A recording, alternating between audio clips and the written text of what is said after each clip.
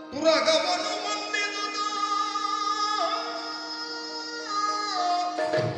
ತುರಗವನು ಹೊಂದಿದುದ ತುರಗೈ ತರುವ ವಾರ್ತೆಯ ನರಿತು ಫಲ್ಗುಣ ವಾರ್ತೆಯ ನರಿತು ಫಲ್ಗುಣ ನರದಿ ತನ್ನಯ ಫಲವ ಅಡಿಗೊಳಿಸಿದಳು ತಂಗಲಕ್ಕೆ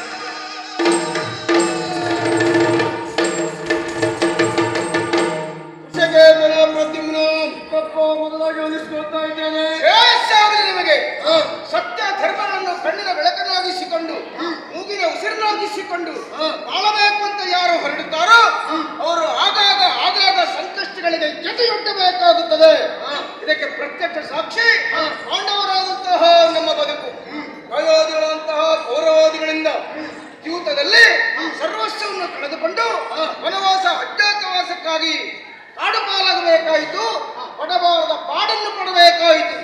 ಆದರೆ ದೇವರ ಅನುಗ್ರಹದಿಂದ ಆ ಎಲ್ಲ ವಿಘ್ನಗಳನ್ನು ದಾಟಿ ಬಂದವರಿದ್ದೇವೆ.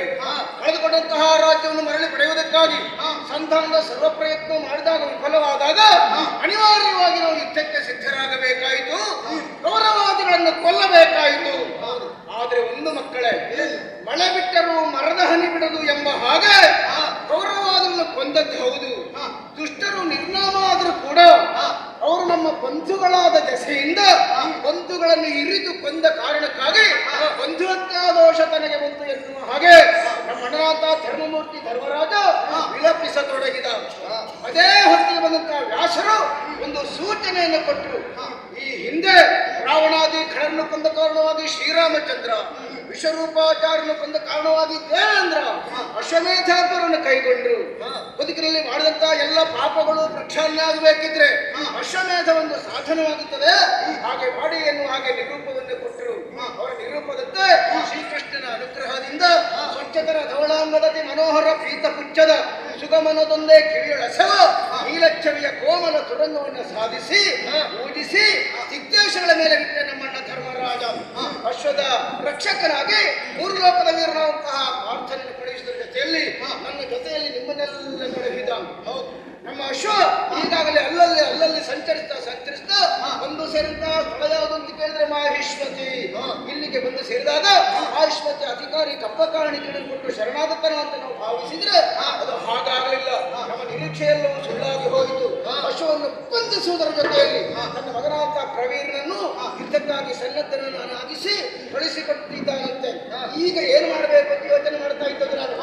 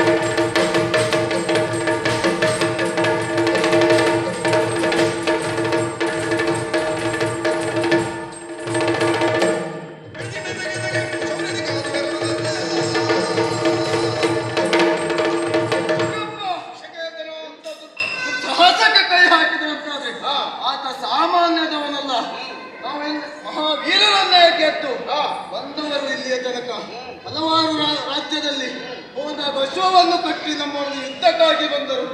ಬಂದ ಸೋಲಾಯಿತು. ನಮಗೆ ಕಪ್ಪ ಕಾಣಿಕೆಯನ್ನು ಕೊಟ್ಟವರು ನಮ್ಮ ಜೊತೆಯಲ್ಲಿ ಬಂದಿದ್ದಾರೆ.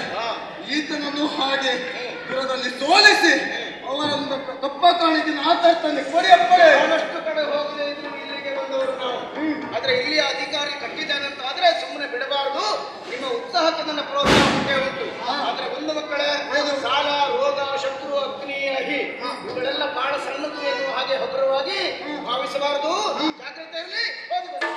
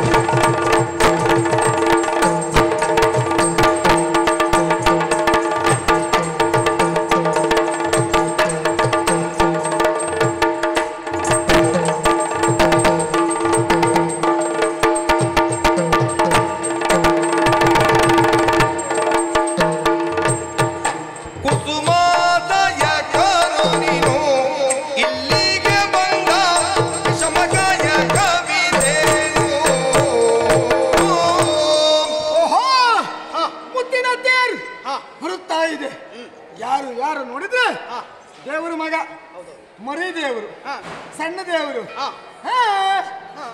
ದೇವರು ಕಾರಣ ಉಂಟೆ. ದಾರಿ ತಪ್ಪಿತ. ಯಾಕೆ ಕುಸುಮ ಸಹಾಯಕ ಪಂಚ ಶರಗಳ ಒಡೆಯ ಅನಂಗ ಅಂದ್ರೆ ನಾನೇ ಕೆಲವೊಮ್ಮೆ ಯಾರ ಕಣ್ಣಿಗೂ ಕಾಣಿಸುದಿಲ್ವಂತೆ, ಹಾಗಾಗಿ ಅನಂಗ ಅಂತ ಹೇಳಿ. ಇವತ್ತು ನಮ್ಮ ಭಾಗ್ಯ ನೀ ಕಾಣಿಸ್ಕೊಂಡೆ ಅಲ್ಲ, ಕಾಣಿಸಿಕೊಂಡೆ. ಇಲ್ಲಿ ಯುದ್ಧ ಯುದ್ಧ, ಹೆಣ್ಣು ಮಕ್ಕಳ ಸಭೆ ಇಲ್ಲ. ನಾನೇನು ಕಿವುಡ ಅಲ್ಲ, ಗೊತ್ತಾಗ್ತದೆ ಅಂತ ಹೇಳಿದ್ಮೇಲೆ ಗೊತ್ತಾಯ್ತು ನನಗೆ. ಇಲ್ಲಿ ಹೆಣ್ಣು ಮಕ್ಕಳ ಸಂದೋಣೆ ಇಲ್ಲ. ಹೆಣ್ಮಕ್ಕಳು ಗಮ್ಮಕ್ಕಳು ಗಂಡು ಮಕ್ಕಳಿದ್ದಾರೆ ಈ ವೀರತ್ವದಿಂದ ಹೋರಾಡ್ಲಿಕ್ಕೆ.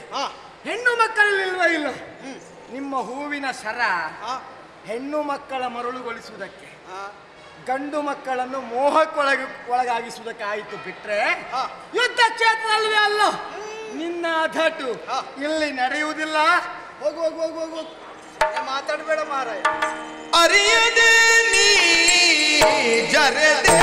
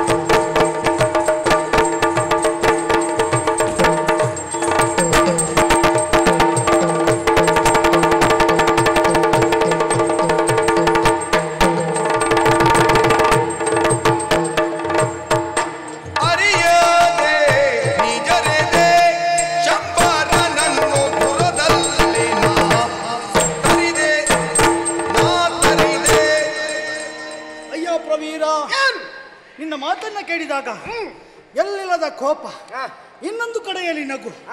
ಯಾಕೆ ಗೊತ್ತುಂಟಾ? ಯಾವ್ದಾದ್ರು ಒಂದೇ ಮಾಡು, ಎರಡು ಮಾಡಿದ್ರೆ ಜನ ತಪ್ಪು ತಿಳ್ಕೊಳ್ತಾರೆ. ಅಲ್ಲ, ಒಂದೇ ಮಾಡುವುದಿತ್ತು. ಆದ್ರೆ ಹೇಳಿದ ಮಾತು ಎನ್ನುವುದು ನಿನ್ನದಂತದ್ದಲ್ಲ ಮತ್ತೆ ಎನ್ನುವಂತಹ ಕಾರಣಕ್ಕಾಗಿ ಏನಾಯ್ತು? ಒಮ್ಮೆಂದ ಮೇಲೆ ಸಿಟ್ಟು ಬಂತು. ಇನ್ನೊಮ್ಮೆ ಕೋಪಕ್ಕೆ ಸಂತೋಷಕ್ಕೆ ಒಳಗಾದ ನಾನು. ಯಾಕಂತ ಹೇಳಿದ್ರೆ ಮಕ್ಕಳಾಡುವಂತಹ ಮಾತು, ಈ ದೊಡ್ಡವರು ಮಾಡಿರುವಂತಹ ಘನ ಕಾರ್ಯ ಎಂತದ್ದು ಗೊತ್ತಿರುವುದಿಲ್ಲ. ಎಲ್ಲಾದ್ರೂ ಒಂದೆರಡು ಹೇಸಿಗೆ ಕೆಲಸ ಮಾಡಿದ್ರು ಅಲ್ಲಿಗೆ ದೊಡ್ಡ ಪ್ರಚಾರ ಬೀಳುವುದು.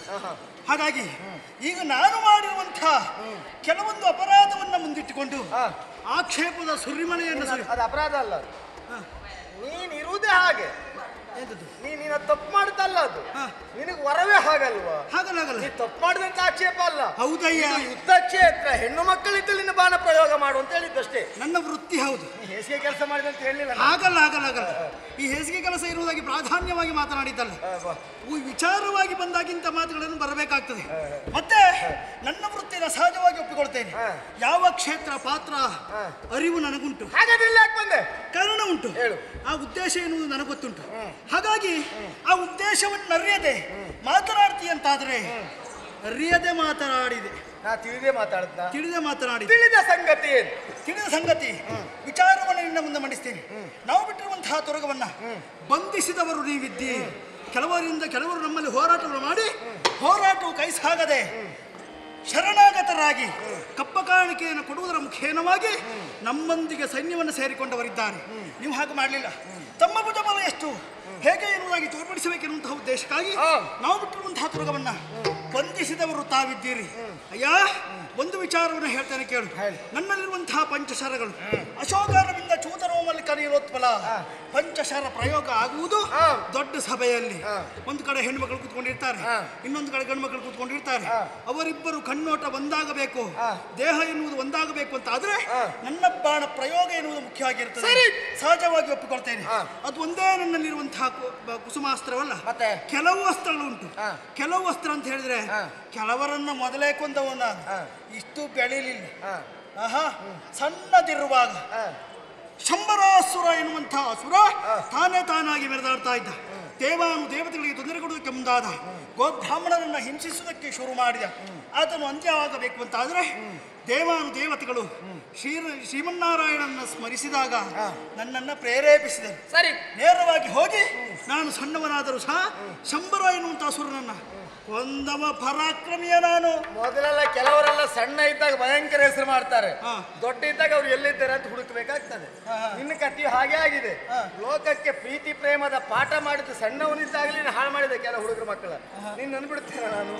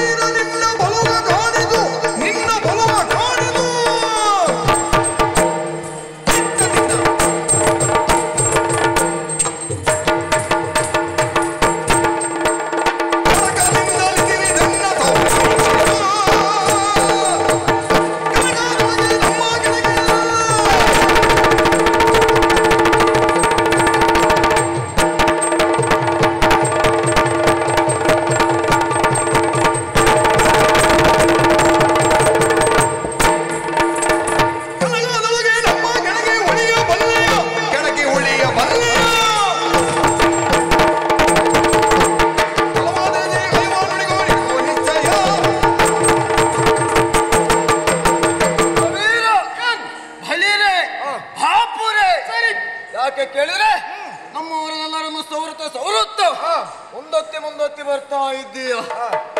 ಆದರೆ ನಿನ್ನನ್ನು ನೋಡುವಾಗ ನೀನೊಬ್ಬ ಬೆಂಕಿಯ ಚೆಂಡೆಂದರೆ ತಪ್ಪಾಗಲಾರದು. ಬೆಂಕಿ ಹೇಗೆ ಉರಿಯುತ್ತದೆಯೋ ಹಾಗೆ ನೀನು ಉರಿಯುತ್ತಾ ಬಂದವ. ಆದ್ರೆ ಒಂದು ಕಿವಿ ಮಾತು ನಿನಗೆ, ಏನಪ್ಪ, ಹಿಂದೆ ಬಂದವರ ಕತೆ ಬಿಡು. ಈಗ ಬಂದವ ರಸೋಕೇತನ. ಇವ್ರ ಕಥೆನ ಬಿಡೋಣ. ಇವ್ರ ಕತೆ ಬಿಡುಕ್ ಬಂದವಲ್ಲ, ಹಿಡ್ಕೊಂಡು ಹೋಗ್ಲಿಕ್ಕೆ ಬಂದವ. ನೀವು ನಮ್ಮ ಅಶ್ವವನ್ನ ಕಟ್ಟಿದ್ದೀರಿ, ತಪ್ಪಾಯ್ತೆಂಬುದಾಗಿ ನಮಗೆ ಶರಣ ಆದರೆ ನಿಮ್ಮನ್ನ ಬಿಡ್ತೇನೆ, ಇಲ್ಲಂತಾದ್ರೆ ನನ್ನ ಶರಣದ ಮುಖನ ಕೊಲ್ತಾರೆ.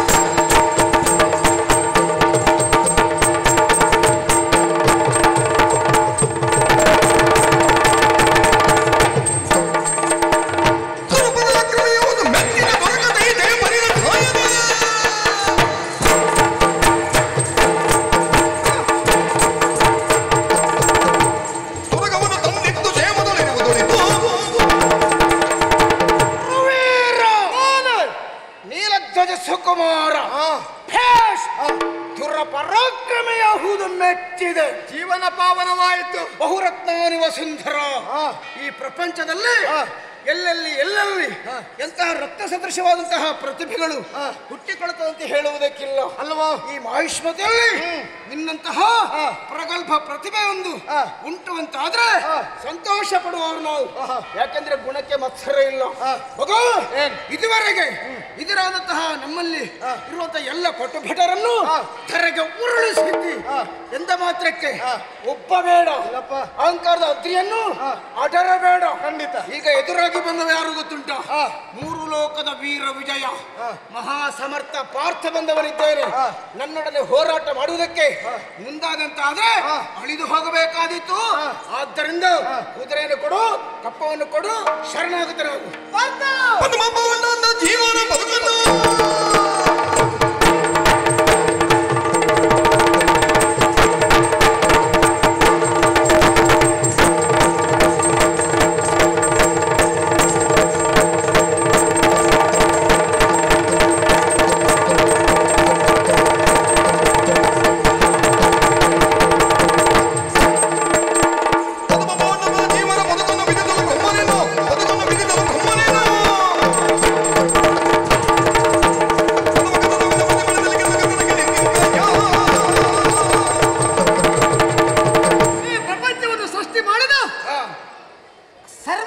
ಜೀವಿಗಳಿಗೆ ಕಾರಣಕರ್ತನಾದಂತ ವಿಧಾತ ನೀನಲ್ಲ, ಬ್ರಹ್ಮದೇವ ನಾನಲ್ಲ. ಮಾತ್ರ ಅಲ್ಲ, ಸಂದರ್ಭವನ್ನು ಕಾದು ಪ್ರಪಂಚದ ಜೀವಿಗಳ ರಕ್ಷಣೆ ಮಾಡುವ ಪಾಲನಕರ್ತನಾದಂತ ಮಹಾವಿಷ್ಣುವು ನೀನಲ್ಲ.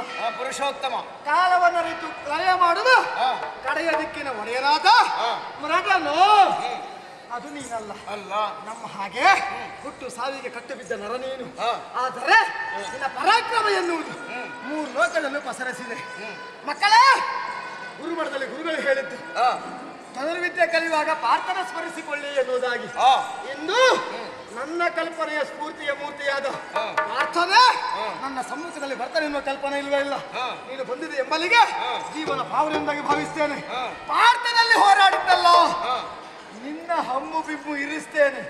ಕುದುರೆಯ ಹುಟ್ಟುವುದಕ್ಕೆ ಬಂದವರನ್ನು ಬಿಡದಿದ್ದೇನೆ, ಮತ್ತೆ ನಿನ್ನನ್ನು ಬಿಡ್ತೇನಾ? ಯಾಕೆ ಬುದ್ಧಿ ಮಾತಾಡೋದು ಗೊತ್ತುಂಟ? ಚಿಕ್ಕವಾನಿ ನಿಂದು ತೊಕ್ಕಿನಿಂದಲೇ ಒಂದು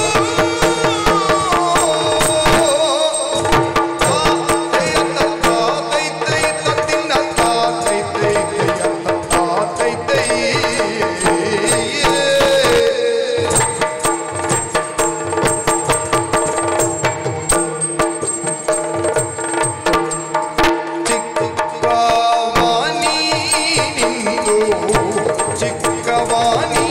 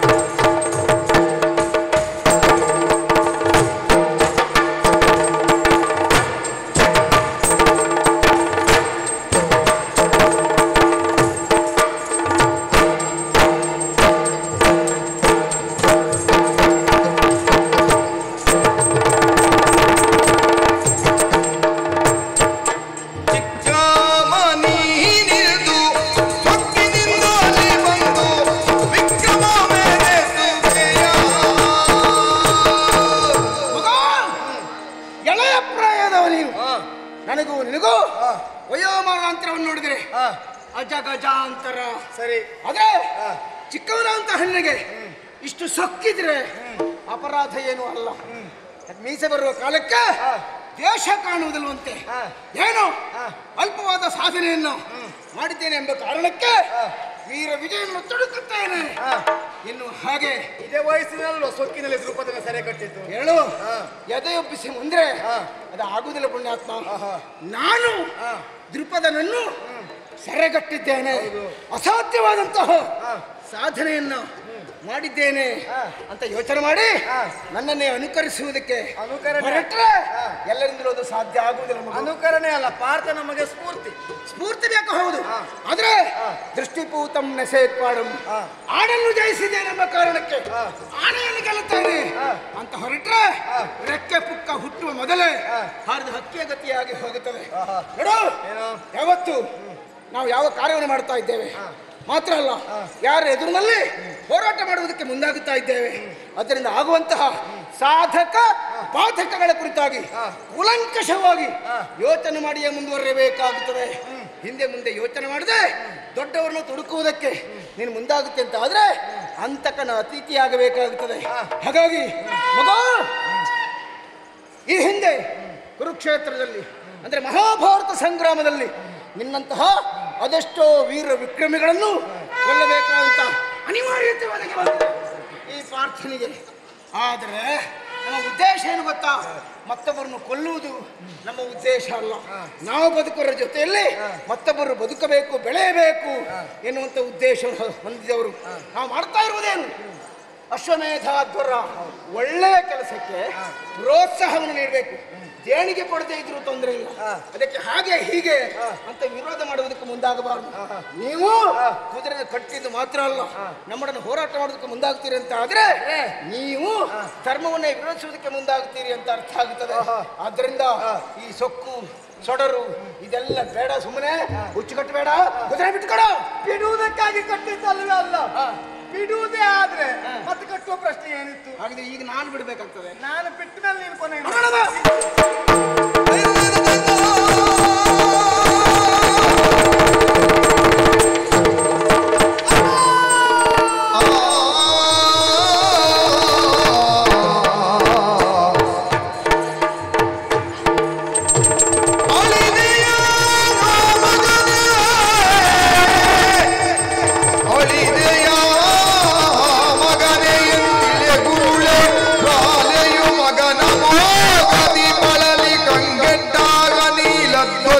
ಮರುಗಿದನು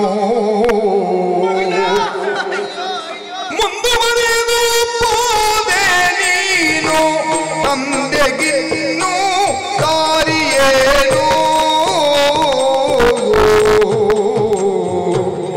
ಮುಂದುವರೆದು ಹೋದೆ ನೀನು ತಂದೆಗಿನ್ನು ದಾರಿಯೇನು ಬಂದು ಧೈರ್ಯ ಬೇಳ್ವರಿಲ್ಲ ಕುಂದಿತಯ್ಯಯ್ಯೋ ಬಂದು ಧೈರ್ಯ ಬೇಳ್ವರಿಲ್ಲ ಕುಂದಿತಯ್ಯಯ್ಯೋ ಬೆಳಕು ನಂದಿತಯ್ಯಯ್ಯೋ ಮಗನೇ ಪ್ರವೀರ, ಪ್ರವೀರ ಅದೆಷ್ಟು ಸಂತೋಷ,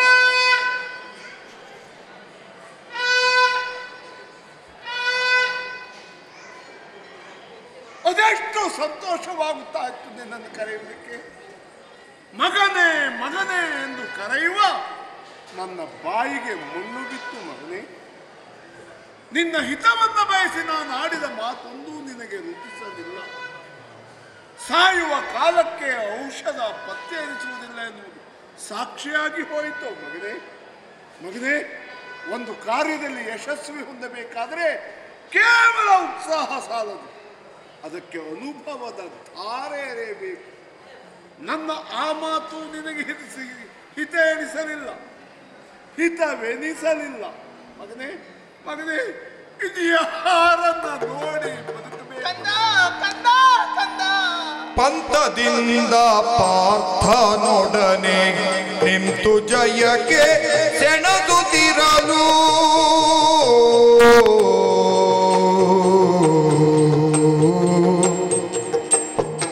ಪಂಥದಿಂದ ಪಾರ್ಥನೊಡನೆ ನಿಂತು ಜಯಕ್ಕೆ ಸೆಣದುತ್ತಿರಲು ನಿಂತು ಜಯಕ್ಕೆ ಸೆಣದುತ್ತಿರಲು ಕುಂದಿಯನುಗ ಶರವನ್ನೆಸೆದು ಕೊರಳನರಿದಾನೆ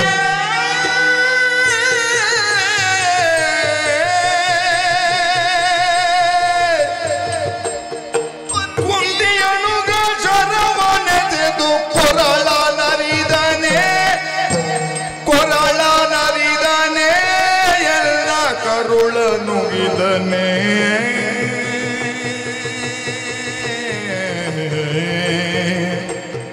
ಕುಂದಿಯನುಗ ಶರವನ್ನೆಸೆದು ಕೊರಳನರಿದಾನೆ ಎಲ್ಲ ಕರುಳ ನುಗಿದನೆ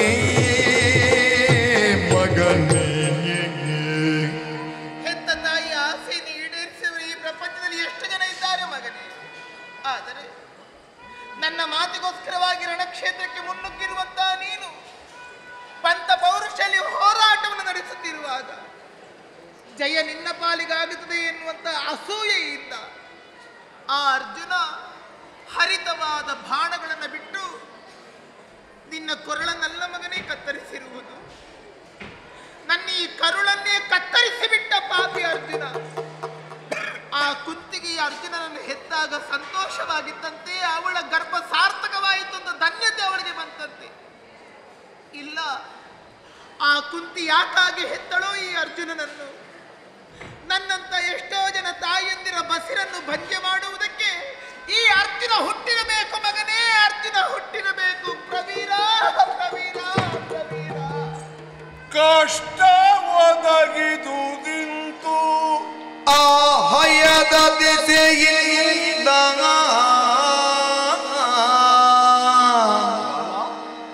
ಕಷ್ಟ ಒದಗಿದು ನಿಂತು ಆ ಹಯದ ದಿಸೆಯಿಂದ ದಿಟ್ಟತನದಲ್ಲಿ ಮುಂದೆ ಕಾದುವರೆ ಬಲವಿಲ್ಲ. ದಿಟ್ಟತನಗಳು ಮುಂದೆ ಕಾದುವರೆ ಬಲವಿಲ್ಲ. ಬಿಟ್ಟು ಹಯವನು ಕಾಣಿಕೆಯನಿತ್ತು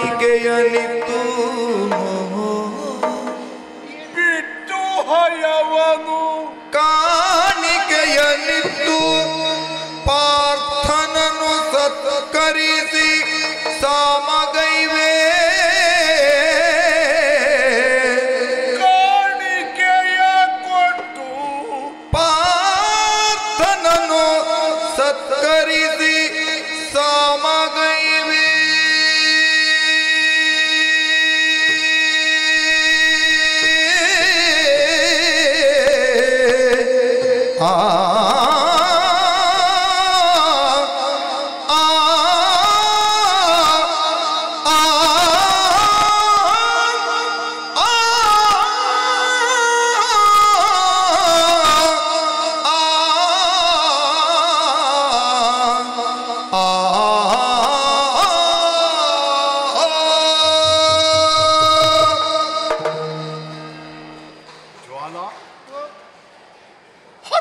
ಮಕ್ಕಳಿದ್ದರೂ ಸತ್ತ ಮಗುವಿನ ನೋವು ಹೋಗಲಾರದು ಎನ್ನುವ ಮಾತೊಂದಿದೆ. ಇಲ್ಲಿ ಹಾಗಲ್ಲ. ಇದ್ದೊಬ್ಬನೇ ಒಬ್ಬ ಮಗನನ್ನ ಕಳಕೊಂಡ ನಿನ್ನ ವೇದನೆ ನನಗೆ ಅರ್ಥ ಆಗ್ತದೆ. ಆದ್ರೆ ನಮಗೆ ದಾರಿ ಯಾವುದು? ಕಳಕೊಂಡದ್ದೇನನ್ನ ಎಷ್ಟನ್ನ ಯೋಚಿಸುವುದಲ್ಲ, ಮತ್ತೆ ಉಳಿದದ್ದನ್ನ ನಾವು ಉಳಿಸಿಕೊಳ್ಳುವ ಪ್ರಯತ್ನ ಮಾಡಬೇಕು. ಅಂದರೆ ಪ್ರಾಜ್ಞರಾಡಿದ ಒಂದು ಮಾತನ್ನು ನೀನು ಕೇಳಲಿಲ್ವೇ? ಏನದು? ಗತಂ ನ ಚಿಂತೆಯೇ ಪ್ರಾಜ್ಞ. ಗತಿಸಿ ಹೋದುದರ ಕುರಿತು ಪ್ರಾಜ್ಞನಾದವ ಯಾವಾಗೂ ಚಿಂತಿಸಲಾರ. ಇರುವುದೊಂದೇ ದಾರಿ. ಏನದು? ಮಗನನ್ನ ಕೊಂದ ಸೇಡನ್ನು ತೀರಿಸಿಕೊಳ್ಳುವುದಕ್ಕೆ ದಿಟ್ಟತನದಿಂದ ಮುಂದೆ ಹೋಗಿ ಪಾರ್ಥನ ಸೇನೆಯನ್ನ ಬಡಿಯಲೇ ಬಲವಿಲ್ಲ ನಮ್ಮಲ್ಲಿ. ಅದಕ್ಕಿರುವುದು ಒಂದೇ ದಾರಿ. ಏನದು? ಕಪ್ಪ ಕಾಣಿಕೆಯನ್ನ ಪಾರ್ಥನ ಕಾಲಿಗೊಪ್ಪಿಸಿ ಅವನಿಗೆ ಶರಣಾಗು. ಕಪ್ಪ ಕಾಣಿಕೆ ಹೌದು. ಪಾರ್ಥನಿಗೆ ಶರಣಾಗತಿ.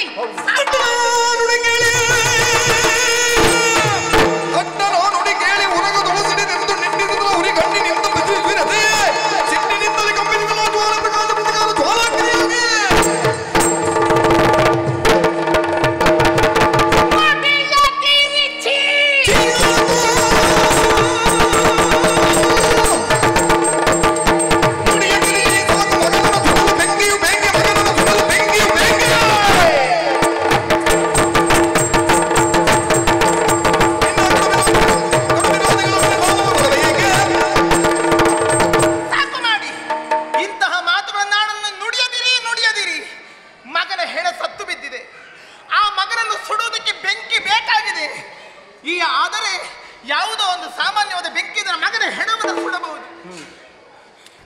ಹೊತ್ತಿ ಉರಿಯುತ್ತಾ ಇದೆಯಲ್ಲ ಶೋಕಾಗ್ನಿ.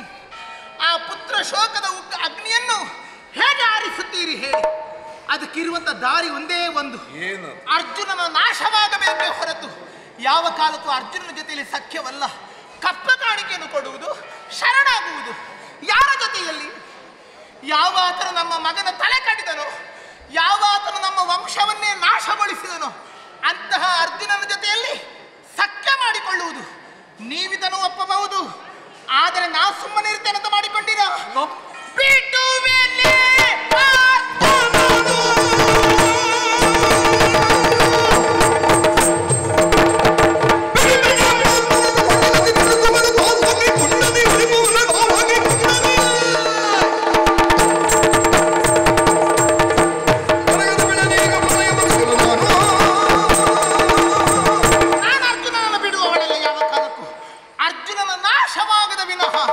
ಈ ಜ್ವಾಲೆಯ ಅಂತರಂಗದ ಜ್ವಾಲೆ ಯಾವ ಕಾಲಕ್ಕೂ ಆರಲಾರದು. ಪಾರ್ಥನ ಜೊತೆಯಲ್ಲಿ ಸ್ನೇಹ ಸಂಬಂಧಗಳಲ್ಲ, ಪಾರ್ಥನ ಜೊತೆಯಲ್ಲಿ ಕಪ್ಪ ಕಾಣಿಕೆಯನ್ನು ಕೊಟ್ಟು ಶರಣಾಗತಿಯಲ್ಲ, ಯುದ್ಧವನ್ನು ಮುಂದುವರಿಸಲೇಬೇಕು. ಆಯ್ತೆ, ಯುದ್ಧ ಮಾಡಬಹುದೇ? ಯಾರಿದ್ದಾರೆ ನಮಗೆ? ಕೇವಲ ಗಂಡು ಮಗನನ್ನು ಮಾತ್ರ ನಾನು ಹೆತ್ತದಲ್ಲ, ಹೆಣ್ಣು ಮಗಳನ್ನು ನಾನು ಹೆತ್ತಿದ್ದೇನೆ. ಹುಟ್ಟಿದಂತ ಹೆಣ್ಣು ಮಗಳನ್ನು ಅಗ್ನಿದೇವನಿಗೆ ಮದುವೆಯನ್ನು ಮಾಡಿಕೊಟ್ಟಿದ್ದೇವೆ. ಮಗನಿಲ್ಲದೆ ಇರುವಂತಹ ಹೊತ್ತಿನಲ್ಲಿ ಅಳಿಯನ ಸಹಾಯವನ್ನು ಪಡೆದುಕೊಂಡರೆ ಯಾವ ಅಪರಾಧವೂ ಆಗುವುದಿಲ್ಲ. ಆದ್ರಿಂದ ಆ ಅಗ್ನಿದೇವನನ್ನೇ ಭರಿಸಿಕೊಳ್ಳೋಣ, ಯುದ್ಧವನ್ನು ಮುಂದುವರಿಸೋಣ. ಭರಿಸಿಕೊಳ್ಳೋಣ ಅಗ್ನಿಯನ್ನು. ಅಗ್ನಿದೇವ ಅಗ್ನಿದೇವ ಅಗ್ನಿದೇವ ಅಗ್ನಿದೇವ ಅನಿಲರಲ್ಲಿ ಅಗ್ನಿದೇವನೈದನು. ಏನಿದು ಈ ವಿಸ್ಮಯವು? ಏನಿದು ಈ ವಿಸ್ಮಯವು? ನಿಮಗೇನಾಯ್ತು ಪರಿಭವವು? ನಿಮಗೇನಾಯ್ತು ಪರಿಭವವು? ಕಾಣುತ್ತಿಹುದು ತುಮ್ಮಾನವು ಮುಖದಲ್ಲಿ, ಕಾಣುತ್ತಿಹುದು ತುಮ್ಮಾನವು ಮುಖದಲ್ಲಿ, ತುಮ್ಮಾನವು ಮುಖದಲ್ಲಿ. ಹಾನಿಯದೇನಾಯ್ತೆಂಬುದನರುಗಿರಿ, ಹಾನಿಯದೇನಾಯ್ತೆಂಬುದ ಅರುಗಿರಿ. ಕಾಣುತ್ತಿಹುದು ತುಮ್ಮಾನವು ಮುಖದಲ್ಲಿ, ಹಾನಿಯದೇನಾಯ್ತೆಂಬುದನರುಗಿರಿ.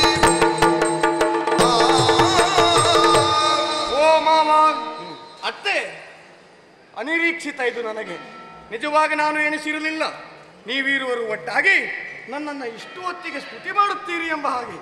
ಆದ್ರೆ ಯಾವ ಕಾಲಕ್ಕೂ ಇದು ಅನಪೇಕ್ಷಿತ ಅಲ್ಲ ಮಾವ. ನಿಜವಾಗಲೂ ಆಶ್ಚರ್ಯವಾದದ್ದೌದು. ನಿಮ್ಮಿರುವರ ಮುಖವನ್ನು ನೋಡುವಾಗ ಯಾವುದೋ ಒಂದು ದುಗುಡ ನಿಮ್ಮನ್ನ ಕಾಡುತ್ತಾ ಇದೆ. ಏನಾಯ್ತು ನಿಮಗೆ? ಯಾಕೆ ಹೀಗಿದ್ದೀರಿ? ಹೇಳ್ತೀರಾ? ಲಾಲಿದು ಹುತ್ತಬಗಾನ ಸಂಕಷ್ಟದ ದಾಳಿಯಾಗಿ ಗಾಗದನ, ಸಂಕಷ್ಟದ ದಾಳಿಯಾಗಿ ಹದನ. ಬಾಲಪ್ರವೀರ ಪಾಂಡವರ ಶ್ರವನು ಕಟ್ಟಿ, ಬಾಲಪ್ರವೀರ ಪಾಂಡವರ ಶ್ರವನು ಕಟ್ಟಿ, ಕಾಳಗದಲ್ಲಿ ಮಡಿದ ಗೋಳಿಸಿದ, ಕಾಳಗದಲ್ಲಿ ಮಡಿದ ಗೋಳುಣಿಸಿದ. ಅಳಿಯ ಎನ್ನಲೋ, ಹಾ, ಅಳಿಯ ದೇವರೇ ಎನ್ನಲೋ, ದೇವರೇ ಅಳಿಯನಾಗಿದ್ದಾನೆ ಅಂತ ಸಂತೋಷ ಪಡಲು ಒಟ್ಟು ವಿಷಯವನ್ನು ಹೇಳ್ತೇನೆ. ಹೇಳಿ ಮಾವ. ಬಂದು ಅತ್ಯಾದೋಷ ನಿವಾರಣೆಗಾಗಿ ಧರ್ಮರಾಯ ಯಜ್ಞಾಶ್ವವನ್ನ ಪೂಜಿಸಿ ಬಿಟ್ಟು ಅದು ನಮ್ಮಲ್ಲಿಯವರೆಗೆ ಬಂದಿತ್ತು. ಹೌದಾ? ಮಾಹಿಷ್ಪತಿ ನಗರವನ್ನ ಪ್ರವೇಶ ಮಾಡಿದಾಗ ಹಾ, ನನ್ನ ಮಗ ಪ್ರವೀರ ಅದನ್ನ ಕಟ್ಟಿದ, ಯುದ್ಧ ಸಾರಿದ. ನಡೆದ ಕಾಳಗದಲ್ಲಿ ಅಗ್ನಿದೇವ ಪಾರ್ಥನ ಕ್ರೂರಂಬಿಗೆ ನನ್ನ ಮಗ ಬಲಿಯಾಗಿ ಹೋದ. ಏನು ಮಾಡುದ್ರಿ? ಈ ರೀತಿಯಾಗಿ ಆಯ್ತಾ? ತಪ್ಪು ಮಾಡಿಬಿಟ್ರಿ ಮಾವ. ಶ್ರೀನಿವಾಸನ ದಯದಿ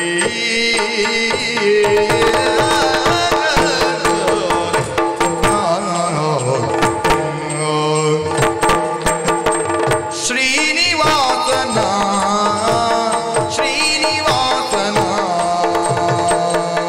ದಯದಿ ಶ್ರೀನಿವಾಸನ ಶ್ರೀನಿವಾಸನ ದಯದಿ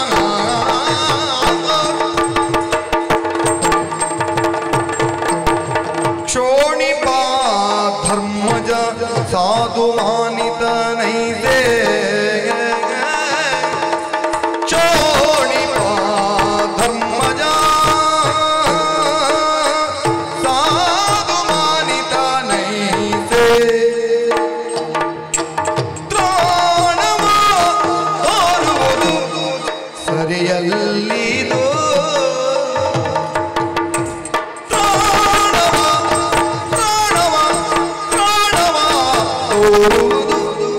ಸರಿಯಲ್ಲಿದು ಸರಿಯಲ್ಲ ಸರಿಯಲ್ಲ ಸರಿಯಲ್ಲಿದು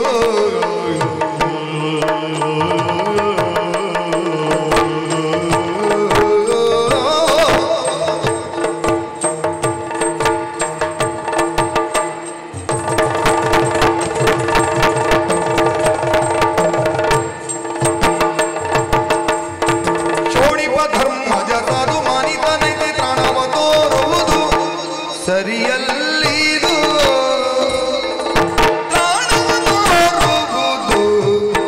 ಸರಿಯಲ್ಲಿದು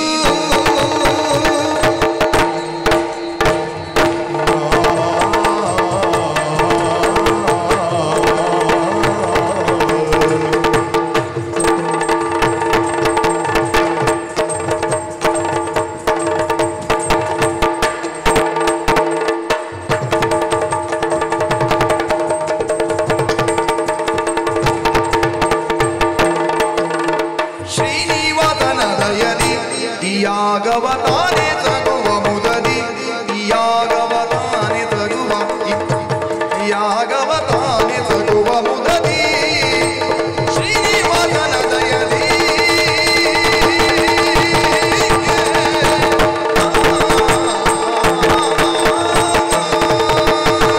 ಓ ಮಾವಯ್ಯ, ತಪ್ಪನ್ನೇ ಸಿಗಬಿಟ್ರೆ ನೀವು ಬಹಳ ಅವಸರ ಮಾಡಿದ್ರು ಅಂತ ನನಗನಿಸುವುದು. ಅದಲ್ಲ ಅಂತ ಆದ್ರೆ ಬಂದದ್ದು ಪಾಂಡವರ ಅಶ್ವಮೇಧದ ಅಶ್ವ. ಅಳಿಯ ಮಾವ ಹೇಳ್ಬೇಕಾದ್ರೆ ಮಾವನ ಹತ್ರ ಅತ್ತೆ ಹತ್ರ ಇಬ್ಬರತ್ತು ಸೇರಿಸಿ. ಹೌದಾ? ನಾನು ಹಾಗೆ ಹೇಳೋದಿದ್ರೆ ನಿಮ್ಮನ್ನ ಬಿಟ್ಟು ನಾನು ಹೇಳಲಿಕ್ಕೆ ಮುಂದಾಗ್ತೇನೆ. ಹೇಳಿ ಅದಾಗುವುದಿಲ್ಲ. ಅತ್ತೆ, ನೀವು ಬಹಳ ಅವಸರ ಮಾಡಿದ್ರಿ. ಯಾಕೆ ಹೇಳಿ? ಪಾಂಡವರು ಅಂತಂದ್ರೆ ಯಾರು? ಶ್ರೀನಿವಾಸನ ದಯಕ್ಕೆ ಒಳಗಾದವರು. ಪಾಂಡವರಿಗೆ ಶ್ರೀನಿವಾಸನ ದಯೆ ಕೃಪೆ ಎಂಬುದು ಯಾವತ್ತಿಗೂ ಇದ್ದದ್ದು. ಅದರಲ್ಲಿಯೂ ಅಶ್ವಮೇಧ ಯಾಗಕ್ಕೆ ಬೆಗ್ಗಾವಲಿಗಾಗಿ ಬಂದವ ನರ ಪಾರ್ಥ. ಮಾತೊಂದು ಕೇಳಿರಬೇಕು ನೀವು. ನರೋ ನಾರಾಯಣಶ್ಚೈವ ಸತ್ವಮೇಕಂ ದ್ವಿತಾಕೃತಂ. ನರ ನಾರಾಯಣರು ಅಂತಂದ್ರೆ ಒಂದೇ ಸತ್ವದ ಎರಡು ಸ್ವರೂಪಗಳಿದ್ದ ಹಾಗೆ. ಹೀಗಿರುವಂತಹ ಸಂದರ್ಭದಲ್ಲಿ ಬಂದಂತಹ ಪಾಂಡವರ ಅಶ್ವಮೇಧದ ಹಯವನ್ನು ಬಂಧಿಸುವುದಕ್ಕೆ ಮುಂದಾಗಿದ್ದೀರಲ್ಲ ನೀವು. ಪಾಂಡವರ ಕುರಿತಾಗಿ ಹೇಳುವುದಾದ್ರೆ ಒಂದೋ ಎರಡೋ. ಸಾಧು ಸಜ್ಜನರಿಂದ ಅವಮಾನಿಸಲ್ಪಟ್ಟವ ಅನೇಕ ಋಷಿಮುನಿಗಳು ಧರ್ಮರಾಯನ ಆಡಳಿತವನ್ನ, ಅವನ ಸಜ್ಜನಿಕೆಯನ್ನು ಒಪ್ಪಿದವರು. ಧರ್ಮರಾಯ ಅಂದ್ರೆ ಅವನ ಹೆಸರಿನಲ್ಲೇ ಇಲ್ಲವೇ ಅರ್ಥ? ಧರ್ಮಕ್ಕೆ ಒಡೆಯ, ಧರ್ಮ ಏವ ರಾಯ. ಧರ್ಮವನ್ನೇ ತನ್ನ ಸಂಪತ್ತನ್ನಾಗಿಸಿಕೊಂಡಂತ ಧರ್ಮರಾಯನ ಅಶ್ವಮೇಧದ ಹಯವನ್ನು ಬಂಧಿಸಿ ನೀವು ತಪ್ಪು ಮಾಡಿಬಿಟ್ರಿ ಮಾವ. ಆದ್ರಿಂದ ಏನು ಮಾಡಬೇಕು ಅಂತ ಅತ್ತೆ ಹತ್ರ ಹೇಳು. ಅತ್ತೆ, ಈಗ ನೀನನ್ನು ಕರ್ಸಿಕೊಂಡದ್ದು ಅವರು ಅಲ್ವಾ? ಹೌದೌದು. ನೀನು ಅವ್ರ ಹತ್ರ ಮಾತಾಡು, ಮತ್ತೆ ನಾ ಮಾತಾಡ್ತೀನಿ. ಇದು ಸ್ವಲ್ಪ ಉಭಯ ಸಂಕಟ ಆಯ್ತು ಅಂತ. ನೀವು ಅವರಲ್ಲಿ ಮಾತಾಡ್ಲಿಕ್ಕೆ ಕೇಳ್ತೀರಿ, ಅವರು ನಿಮ್ಮಲ್ಲಿ ಮಾತಾಡ್ಲಿಕ್ಕೆ ಕೇಳ್ತಾರೆ. ಆಯ್ತು, ಇಬ್ಬರಿಗೂ ಕೇಳುವಾಗ ಹೇಳು. ನೋಡಿ, ನಿಜವಾದ ತಪ್ಪು ನಿಮ್ಮಿಂದಲೇ ಆಗಿದೆ ಮಾವ. ಯಾಕೆ ಹೇಳಿ? ಗಂಡಸರ ಸ್ವಭಾವವೇ ಹಾಗೆ. ನಾವು ಒಂದು ಹೆಚ್ಚು ಒಂದು ಕಡಿಮೆ, ನಾವು ಅಷ್ಟೆಲ್ಲ ಯೋಚನೆ ಮಾಡುವವರೇ ಅಲ್ಲ. ಅದರಲ್ಲೂ ನಿಮ್ಮ ಮಗ ಹುಡುಗ ಬುದ್ಧಿ ಎಡವಿ ಬುದ್ಧಿ. ಈ ಭೂಮಿಯಲ್ಲಿ ಆ ಗಾದೆ ಮಾತೆ ಇಲ್ವೇ ಹೇಳಿ? ಬಿಸಿ ರಕ್ತದ ಪ್ರಾಣವನ್ನ ನೋಡಬೇಕೆಂಬ ಕಾರಣಕ್ಕಾಗಿ ಹಯವನ್ನ ಬಂಧಿಸಿರಬಹುದು. ನಾ ಏನು ಮಾಡ್ಬೇಕಿತ್ತು ಅಳಿಯ? ನೀವು ಒಂದು ಮಾತು ಹೇಳಬೇಕಿತ್ತು. ಯಾರ ಹತ್ರ? ನೀವು ಮಗನ ಹತ್ರ ಹೇಳಬೇಕಿತ್ತು, ನಿಮ್ಮ ಹೆಂಡತಿ ಹತ್ರ ಹೇಳಬೇಕಿತ್ತು. ಯಾಕಂತ ಕೆಲಸ ಮಾಡಲಿಲ್ಲ? ಅಲ್ಲ, ಹೇಳಿದ್ನೋ ಇಲ್ವೋ ಒಂದು ಮಾತು ಕೇಳ್ಬಿಡು. ನಿಜವಾಗ ನೀವು ಅತ್ತೆಯಲ್ಲಿ ಒಂದು ಮಾತು ಹೇಳಿದ್ದೆ ಹೌದು ಅಂತಾದ್ರೆ ಅತ್ತೆ ಇದಕ್ಕೆಲ್ಲ ಒಪ್ಪುವವರ? ಸೂಕ್ಷ್ಮ ಮತಿಗಳು ಅವರು. ಸೂಕ್ಷ್ಮ ನಡೆ ಎಲ್ಲ ಗೊತ್ತುಂಟು ಅವರಿಗೆ. ನಿಜವಾಗ ಬೇಡ ಅಂತ ಹೇಳ್ತಿದ್ರು, ಪ್ರಕರಣ ಇಷ್ಟು ಮುಂದುವರಿಯುತ್ತಲೇ ಇರಲಿಲ್ಲ. ಯಾರು ಹೇಳಿದ್ರೆ ನೀವು ಒಂದು ಅತ್ತೆ ಹತ್ರ ಮಾತು ಕೇಳಿದ್ರೆ ಹೀಗೆ ಮಾಡಬಹುದಾ ಹೇಗೆ? ಅಳದು ತೂಗಿ ಯೋಚನೆ ಮಾಡಿ ಅವರು ಅದಕ್ಕೆ ಉತ್ತರ ಕೊಡ್ತಿದ್ರು. ನಾನು ಕೇಳುವ ಸ್ಥಿತಿಲಿಲ್ಲ. ಯಾಕೆ ಗೊತ್ತಾ? ಯಾಕೆ ಮಾವ? ಮದುವೆ ಆಗುವ ತನಕ ನಾವು ಗಂಡು. ಹೌದೌದು, ಗಂಡು. ಮದುವೆ ಆದ್ಮೇಲೆ ಗಂಡ. ಹೂವಿನ ಕೊಂಬು ಮುರಿದೋಯ್ತು. ಆಮೇಲೆ ಅತ್ತೆ, ನೀವಾದ್ರೂ ಸ್ವಲ್ಪ ಯೋಚನೆ ಮಾಡಬೇಕಿತ್ತು. ಅವರಿಗೇನೋ ಗೊತ್ತಾಗ್ಲಿಲ್ಲ, ಗಂಡಸರು ಬಿಡಿ. ನೀವಾದ್ರೂ ಸ್ವಲ್ಪ ಯೋಚನೆ ಮಾಡಿ ಹೀಗೆ ಮಾಡುವುದು ಸರಿಯಲ್ಲ ಅಂತ ಹೇಳಿದಿದ್ರೆ ಪ್ರಕರಣ ಅಲ್ಲಿಗೆ ನಿಲ್ಲುವುದಿಲ್ಲಾಗಿತ್ತು ಅತ್ತೆ. ಈಗೆಂತ ಮಾಡಬೇಕು? ಈಗ ಒಂದು ಕೆಲಸ ಮಾಡಿ, ಮುಂದಿನ ದಾರಿ ಎಂತದ್ದು? ಈಗ ಹೇಗಿದ್ರು ಮಾವನ ಕರ್ದೇಳು, ಅವ್ರು ಹಿಂದೆ ನಿಂತ್ಕೊಳ್ತಾರೆ ನೋಡೋದು. ನಮ್ಮನೆ ಗಂಡಸರ ಬುದ್ಧಿಯೇ ಹಾಗೆ. ಇದು ಯಾವಾಗ್ಲೂ ಎದುರೆದ್ರು ಹೋಗ್ತಿರ್ಲಿ, ಇಷ್ಟ ಆಗ್ತಿರ್ಲಿಲ್ಲ. ಹಿಂದಿನ ನಿತ್ಯ ಇಷ್ಟ ಆದದ್ದು. ಕರ್ಸಿ ಎದುರು ಕರ್ಸಿ ಹೇಳು ಎಂತ ಮಾಡಬೇಕು ಅಂತ. ನೀವು ಯಾವುದಕ್ಕೂ ಸ್ವಲ್ಪ ಹತ್ರ ಬನ್ನಿ, ಹೇಳು ಹೇಳು. ಯಾಕೆಂದ್ರೆ ನಿಮ್ಮ ಮಗಳನ್ನು ನಾನೇ ಮದುವೆ ಆದವನಲ್ವಾ. ನೀವೀಗ ಏನ್ ಹೇಳ್ತೀರೋ ಅದನ್ನ ನಾ ಆಗಿದೆ, ಅದಕ್ಕಾಗಿ ಹೇಳುವಂಥದ್ದು. ಈಗ ನೀವು ಮಾಡಬೇಕಾದ ಕೆಲಸ ಇಷ್ಟೇ, ಬಂದಂತ ಅರ್ಜುನನನ್ನ ಮಾನಿಸಿ ಕಪ್ಪ ಕಾಣಿಕೆಯನ್ನು ಕೊಟ್ಟು ನೀವು ಅವನಿಗೆ ಶರಣಾದ್ರೆ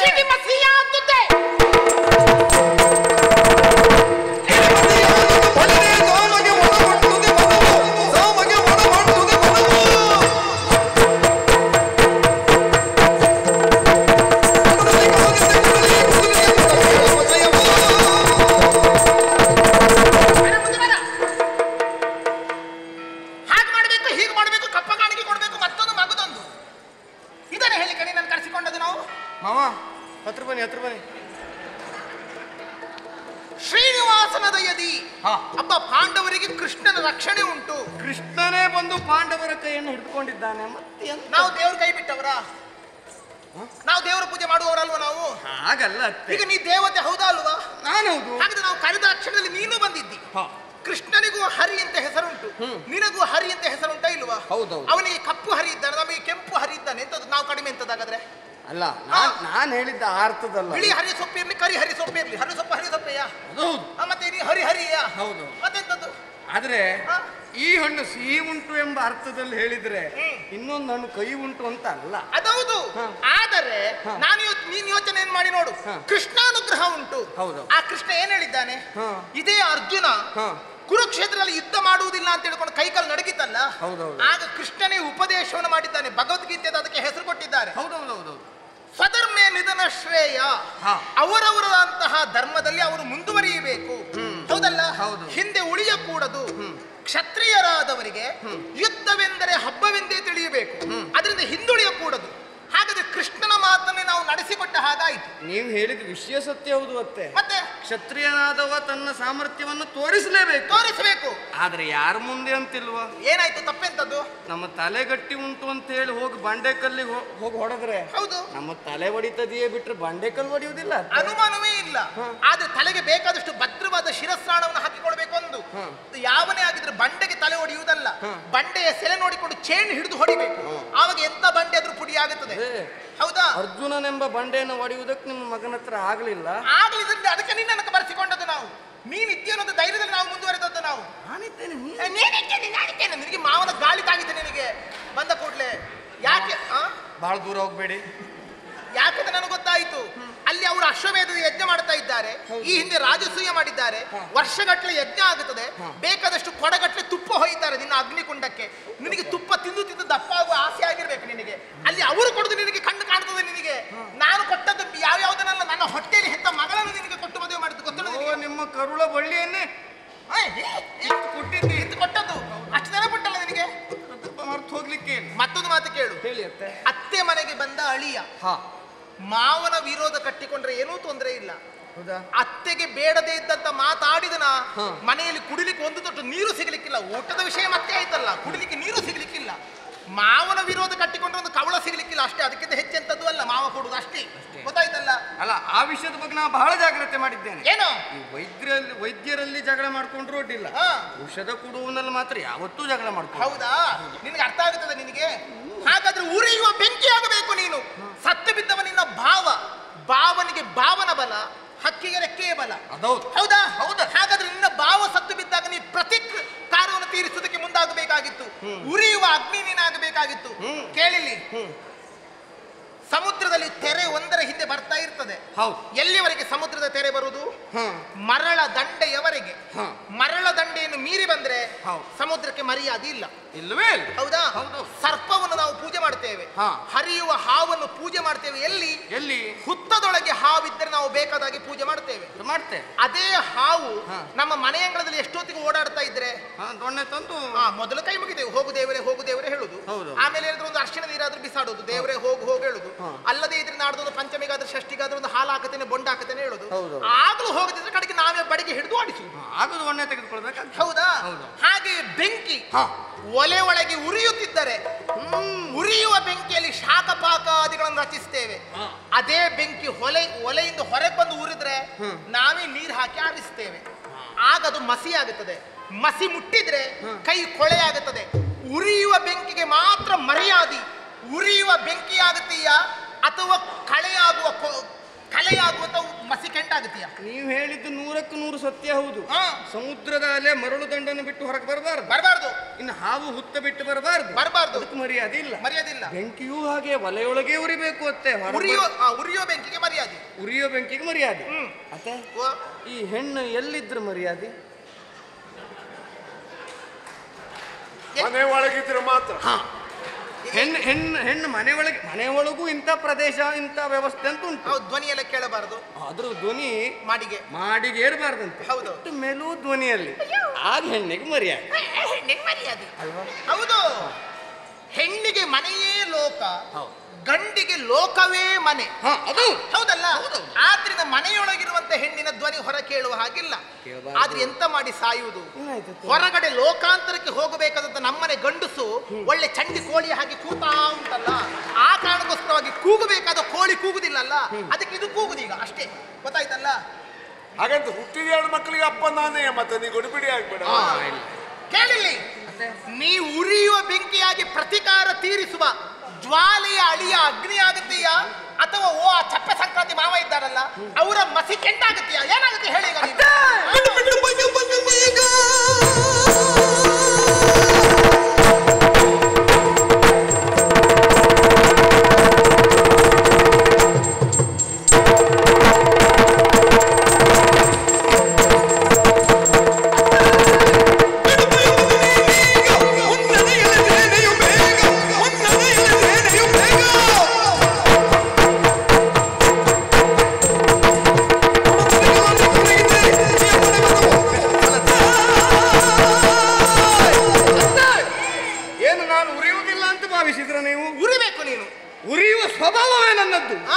ಆದ್ರೆ ಯಾಕೆ ನಾ ಸುಮ್ಮನಿದ್ದೆ? ಯಾಕೆ?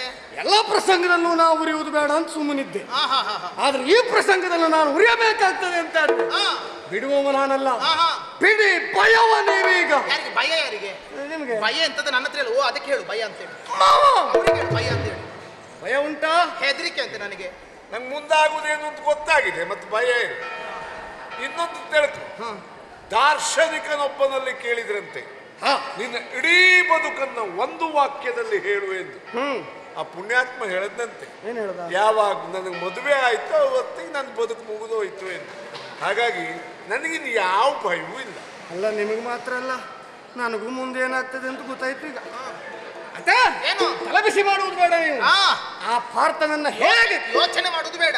ಯೋಚನೆ ಮಾಡುವುದೇ ಬೇಡ ನೀವು. ನಾನಿದ್ದೇನೆ. ಆ ಪಾರ್ಥನನ್ನು ಏನು ಅಂತ ನಾನು ನೋಡ್ತೇನೆ. ಬಿಡಿ ಚಿಂತೇನೆ. ಹೌದಲ್ಲ? ಹೌದೌದು. ಉರಿಯುತ್ತಿಲ್ಲ ನೀನು? ಖಂಡಿತವಾಗಿ. ಮುಂದೋಗುತ್ತೀಯಾ?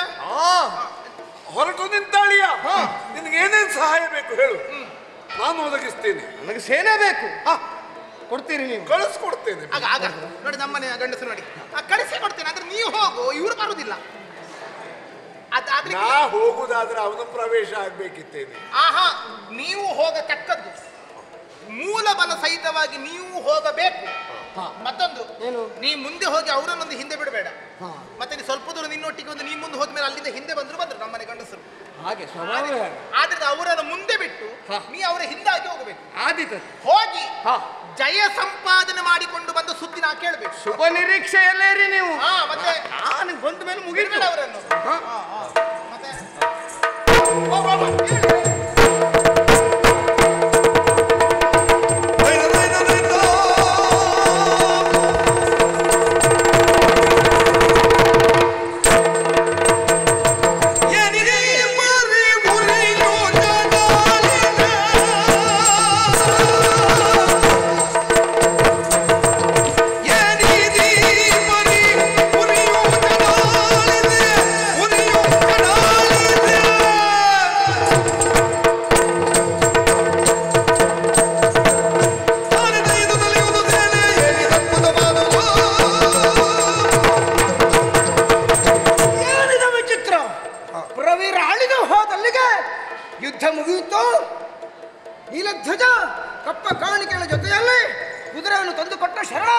ಮಾಡ್ತಾನೆ ಅಂತ ನಾವು ಭಾವಿಸಿದ್ರೆ ಅದೆಲ್ಲವೂ ಸುಳ್ಳಾಗಿ ಹೋಯಿತಲ್ಲ.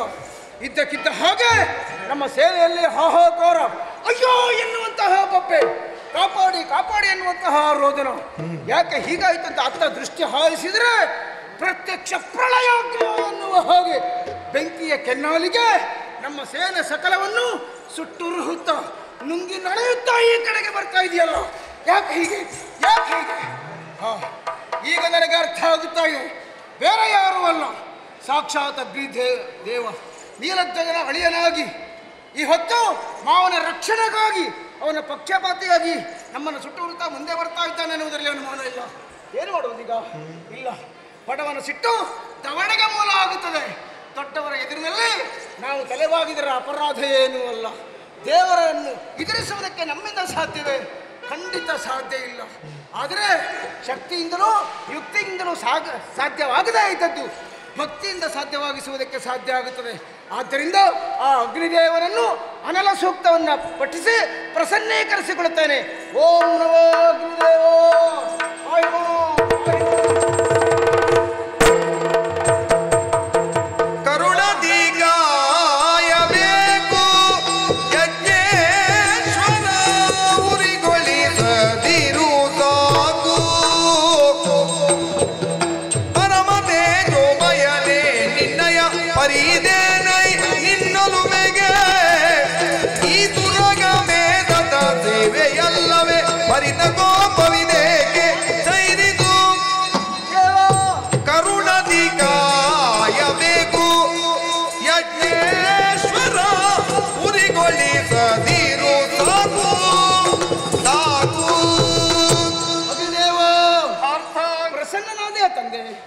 ಏನಿದು ಅಂತ ನನಗೆ ಅರ್ಥ ಆಗುತ್ತಾ ಇಲ್ಲ.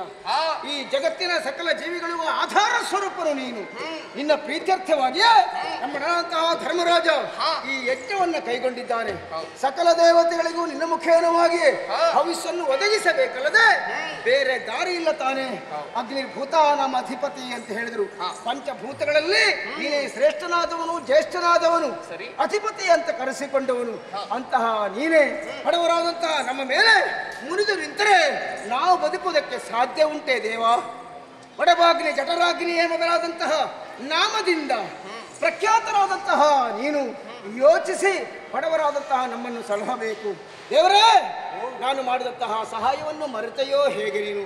ಅದೊಂದು ಸಂದರ್ಭದಲ್ಲಿ ನಿನಗೆ ಅಜೀರ್ಣ ರೋಗವಂತಹ ಹೊತ್ತಿಗೆ ಇಡೀ ಖಾಂಡವನವನ್ನು ಆಹುತಿಯಾಗಿ ನೀಡಿದವನು ನಾನಲ್ಲವೇ? ಹೆಚ್ಚೇನು, ನೀನು ನೀಲಧ್ವಜನಿಗೆ ಅಳಿಯನಾಗಿರಬಹುದು, ನಾವು ನಿಮ್ಮ ಅಳಿಯಂದಿರಲ್ಲವೇ? ಯಾಕಂದ್ರೆ ಅಗ್ನಿ ಸಂಭವಿಯಾದಂತಹ ದ್ರೌಪದಿಯನ್ನು ಮದುವೆಯಾಗುವುದರ ಮುಖೇನವಾಗಿ ನಾವು ಅಳಿಯರಾಗುತ್ತೇವೆ. ಅಂತಹ ನೀನು ನೀಲಧ್ವಜನ್ನು ಕಾಪಾಡುವುದಕ್ಕಾಗಿ ನಮ್ಮೆಲ್ಲರನ್ನು ಸುಟ್ಟುವುದಕ್ಕೆ ಮುಂದಾಗ್ತಾ ಇದೆಯಲ್ಲ ದೇವ, ಇದು ಸರಿಯೇ? ತಪ್ಪಾಗಿ ಭಾವಿಸಬೇಡ. ಒಲಿದೆ ನಿನಗೆ ನೀ ಬಳಲದಿರು ಬಲುಗುಣನೇ, ಒಲಿದೆ ನಿನಗೆ ನೀ ಬಳಲದಿರು ಬಲುಗುಣನೇ, ಗೆಲುವು ನಿನಗಾಯಿತಿನ್ನೇನೋ, ಗೆಲುವು ನಿನಗಾಯಿತಿನ್ನೇನೋ, ಸಲಿಸುವನು ಕಾಣಿಕೆಯ ಹಯತೈತಲಿ ನಮನು, ಒಲವಿನಿಂದೊದೆಗೊಳ್ಳುವುದಿನ್ನೋ.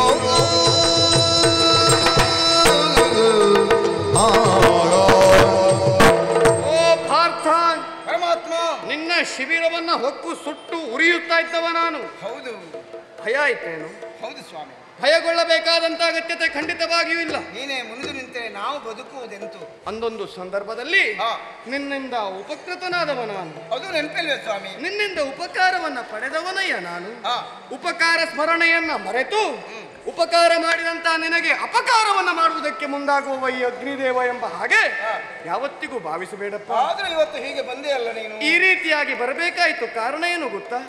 ನನ್ನ ಅತ್ತೆ ಮುನಿದು ನಿಂತ ಕಾರಣಕ್ಕಾಗಿ ಅವಳನ್ನ ಸಮಾಧಾನ ಪಡಿಸುವುದಕ್ಕಾಗಿ ಇಲ್ಲಿವರೆಗಾಗಿ ಬಂದು ಈ ರೀತಿಯಾಗಿ ಮಾಡಬೇಕಾದಂತ ಪ್ರಸಂಗ ಒದಗಿ ಬಂದು ಹೋಯಿತು. ಅತ್ತೆಯ ಪ್ರಸನ್ನತೆಯನ್ನು ಸಾಧಿಸುವಲ್ಲಿ ನಮ್ಮ ಗೋಳನ್ನು ಹೊಯ್ದುಕೊಳ್ಳುವುದು ಸರಿಯೇ ಸ್ವಾಮಿ? ಆದ್ರೆ ಇನ್ನು ಮುಂದೆ ನಾನು ಹಾಗೆ ಮಾಡ್ತೇನೆ ಅಂತ ನೀನು ಭಾವಿಸುವುದು ಬೇಡ. ಭಕ್ತಿಯಿಂದ ಕೈ ಮುಗಿತಾ ಇದ್ದೇನೆ, ಒಲಿದು ನಿಂತಿದ್ದೇನೆ. ನಿನಗೆ ಅರ್ಥ? ಚಿಂತೆಗೊಳಗಾಗುವುದು ಬೇಡ ನೀನು. ಆದ್ರೆ ಯಜ್ಞಾಶ್ವ ಮುಂದುವರಿಬೇಕು ಬೇಡವೋ? ಮುಂದುವರಿಯಬೇಕು ಅಂತ ಆದ್ರೆ ನೀಲಧ್ವಜನಿಂದ ಕಪ್ಪ ಕಾಣಿಕೆ ಎಂಬುದು ನಿನಗೆ ಸಲ್ಲಬೇಕು ತಾನೆ? ಹೌದು ಸ್ವಾಮಿ. ನನ್ನ ಮಾವನನ್ನು ಕರೆದು ನಾನೇ ಹೇಳ್ತೇನೆ, ಮಾವಯ್ಯ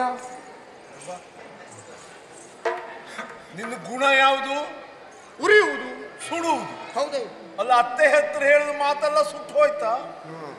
ಹೋಗ್ತೇನೆ, ಬಿಡುವುದಿಲ್ಲ, ಹಾಗೆ ಮಾಡ್ತೇನೆ, ಹೀಗೆ ಮಾಡ್ತೇನೆ ಅಂದಿಯಲ್ಲ, ಈಗೆಂತದ್ದು ಹೇಳು ಮಾಮ. ನಿಮ್ಮ ಗುಣವೇ ನನಗೆ ಬಂದದ್ದು ಬಿಟ್ರೆ ಬೇರೆ ಎಂಥದ್ದು ಇಲ್ಲ. ಅಲ್ಲ, ಅತ್ತೆಯನ್ನ ಸಮಾಧಾನ ಪಡಿಸಬೇಕು ಎಂಬ ಕಾರಣಕ್ಕಾಗಷ್ಟು ಮಾತಾಡಿದ್ದು ಹೌದು. ಆದರೆ ಭಾರತ ಈ ರೀತಿಯಾಗಿ ನನ್ನನ್ನ ಪ್ರಾರ್ಥಿಸುವಂತಹ ಸಂದರ್ಭದಲ್ಲಿ ಮತ್ತೆ ನಾನು ಮುನಿಯುವುದಕ್ಕಾಗ್ತದ ಹೇಳು? ನೀನು ದೇವರು ಏನ್ ಬೇಕಾದ್ರೂ ಮಾಡು ಮಾಮ. ನಾನೇನು ಮಾಡಬೇಕು ಎನ್ನುವುದನ್ನು ಅತ್ತೆ ಎದುರಿನಲ್ಲಿ ಹೇಳು ಸಾಕು. ಆ ಕೆಲಸ ನಾನು ಮಾಡ್ತೇನೆ. ಆದ್ರೆ ನೀವೇ ಮಾಡಬೇಕಾದ ಕೆಲಸವನ್ನುಂಟು. ಎಂತದ್ದು? ಪ್ರಾರ್ಥನೆಗೆ ಕಪ್ಪ ಕಾಣಿಕೆಯನ್ನು ನೀವು ಸಲ್ಲಿಸಬೇಕು. ಯಾಕೆ ಕೇಳಿದ್ರು, ಅವರ ಅಶ್ವಮೇಧ ಯಾಗ ಬೇಕೋ ಬೇಡವೋ? ನಾ ಮತ್ತೆ ಮನೆಗೆ ಹೋಗ್ಬೇಕೋ ಬೇಡವೋ? ಅಥವಾ ಅವಳಿನ ಮನೆಗೆ ಹೋಗುದು? ಆ ವ್ಯವಹಾರವೇ ಅವಳು ಸ್ವಭಾವ ನಿನಗೆ ಗೊತ್ತು. ನೀ ಈ ರೀತಿ ಹೇಳಿದ್ರೆ ಏನ್ ಮಾಡುದಪ್ಪ? ಅತ್ತೆಯನ್ನು ನಾನು ಹೇಗಾದ್ರೂ ಸಮಾಧಾನ ಪಡಿಸ್ಲಿಕ್ಕೆ ಆಗ್ತದ ನೋಡ್ತೇನೆ. ಬರ್ತೀಯ ಅಲ್ಲಿಗೆ? ನಾನಾ ಬರ್ಬೇಕಾ? ಅದು ನಿನಗೆ ಬಿಟ್ಟದ್ದು. ಅತ್ತೆ ಹತ್ರ ಹೇಳ್ತೀಯಾ? ಆದಷ್ಟು ಮಾಡಿ ಬರುವ ಪ್ರಯತ್ನ ಮಾಡ್ತೇನೆ. ಆಗ್ದಿದ್ದು ಅಂದ್ರೆ ಈಗ ಬರುವುದಿಲ್ಲ. ಹೇಳು, ಏನ್ ಮಾಡ್ಬೇಕು ಹೇಳು. ಮಾಮ, ಒಂದು ಮಾತು ಮಾತ್ರ ಜೀವನದಲ್ಲಿ ನೆನಪಿಡಿ. ಹೆಂಡತಿಯ ಮಾತನ್ನು ಕೇಳಬೇಕು ಮಾಮ. ಎಷ್ಟರ ಮಟ್ಟಿಗೆ ಕೇಳಬೇಕು? ನಮ್ಮ ಜೀವನದಲ್ಲಿ ಹೆಂಡತಿಯ ಮಾತೇ ಪೂರ್ಣ ಆಗುತ್ತದೆ ಅಂತಾದ್ರೆ ಯಾವತ್ತೂ ಹೆಂಡತಿ ಮಾತು ಕೇಳಬಾರದು ಮಾಮ. ನೀನು ನೆನಪಿಡುವಳಿಯ, ವಿರೋಧಿಸುವುದಕ್ಕಾಗದೆ ನಾವು ಸುಮ್ಮನೆ ಇದ್ದದ್ದಲ್ಲ. ಮನೆಯ ಜಗಳ ಬೀದಿಗೆ ಹೋಗಬಾರದು ಅಂತ ಒಂದು ಮಾತು. ಹೌದು. ಎಲ್ಲಿಯಾದರೂ ನಾವು ಜಗಳವಾಡಿದ್ದು ಬೀದಿಗೆ ಗೊತ್ತಾದ್ರೆ ಅರಸನ ಮನೆಯಲ್ಲಿಯೇ ಹೀಗೆ, ನಮ್ಮ ಮನೆಯಲ್ಲೇನು ಅಂತ ಕೇಳ್ತಾರೆ. ಆ ಪ್ರಶ್ನೆ ಬರುವುದು. ಮತ್ತೆ ವಿರೋಧಿಸ್ಲಿಕ್ಕೆ ಆಗದೆ ಸುಮ್ಮನಿದ್ದದ್ದಲ್ಲ. ಇಷ್ಟನ್ನ ನೀ ಹೇಳಿದೆ ಅಂತಾದ್ರೆ ಇವತ್ತೇ ನಾನು ಬದಲಾದೆ. ಹೌದಾ? ಹೌದು. ಇನ್ನಾದ್ರೂ ಬದಲಾದ್ರಲ್ಲ. ಇಲ್ಲಿಯವರೆಗೆ ಹೆಂಡತಿ ಗಂಡನಾಗಿ ಇದ್ದೆ. ಈಗ ಗಂಡ ನಾನು, ಅವಳು ಹೆಂಡತಿ. ಹಾಗೇ ನಡ್ಕೊಳ್ಬೇಕು ಅವಳು. ಅಷ್ಟು ನಿಮ್ಮ ಮನಸ್ಸಿನಲ್ಲಿ ಬಂದ್ಮೇಲೆ ನಮಗೆ ಸಮಾಧಾನ ಆಯ್ತು. ಯೋಚಿಸ್ಬೇಕು. ಆದಷ್ಟು ಬೇಗ ಕಪ್ಪ ಕಾಣಿಕೆ ಕೊಡಿ. ಈ ಪ್ರಸಂಗಕ್ಕೊಂದು ಮುಕ್ತಾಯ ಬೇಗ ಮಾಡಿ. ನೀಲಧ್ವಜ, ಮೂರು ಲೋಕಕ್ಕೆ ಗಂಡ ನಾನು. ನೀನು ನಿನ್ನ ಮನೆಗಾದ್ರೂ ಇವತ್ತಿನಿಂದ ಗಂಡನಾಗಬೇಕು, ನೆನಪಿರಲಿ. ಕಪ್ಪ ಕಾಣಿಕೆಯನ್ನು ಒಪ್ಪಿಸ್ತೀಯಲ್ಲ? ಖಂಡಿತ. ಒಳ್ಳೆಯದಾಗಲಿ, ಒಳ್ಳೆಯದಾಗಲಿ.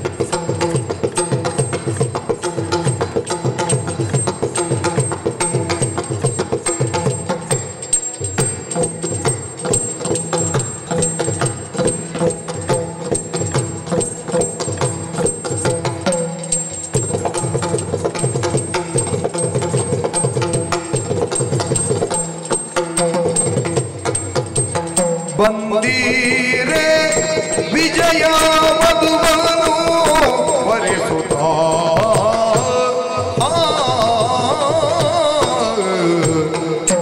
ವಿಜಯ ಗೀತೆಯ ಹಾಡುವೆ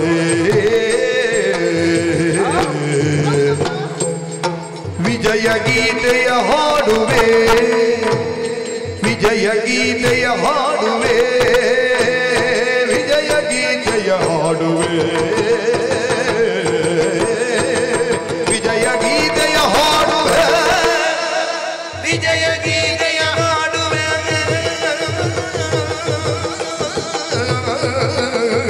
ವಿಜಯ ಗೀತೆಯ ಹಾಡುವೆ ನಿಮಗೀಗ ವಿಜಯದಾರತಿ ಬೆಳಗುವೆ ನಿಮಗೀಗ ವಿಜಯದಾರತಿ ಬೆಳಗುವೆ ಬೆಳಗುವೆ ವಿಜಯದಾರತಿ ಬೆಳಗುವೆ ನಿಮಗೀಗ ವಿಜಯದಾರತಿ ಬೆಳಗುವೆ ವಿಜಯದಾರತಿ ಬೆಳಗುವೆ ಬೆಳಗುವೆ ಬೆಳಗುವೆ ವಿಜಯ ಗೀತೆಯ ಹಾಡುವೆ ನಿಮಗೀಗ ವಿಜಯದಾರತಿ ಬೆಳಗುವೆ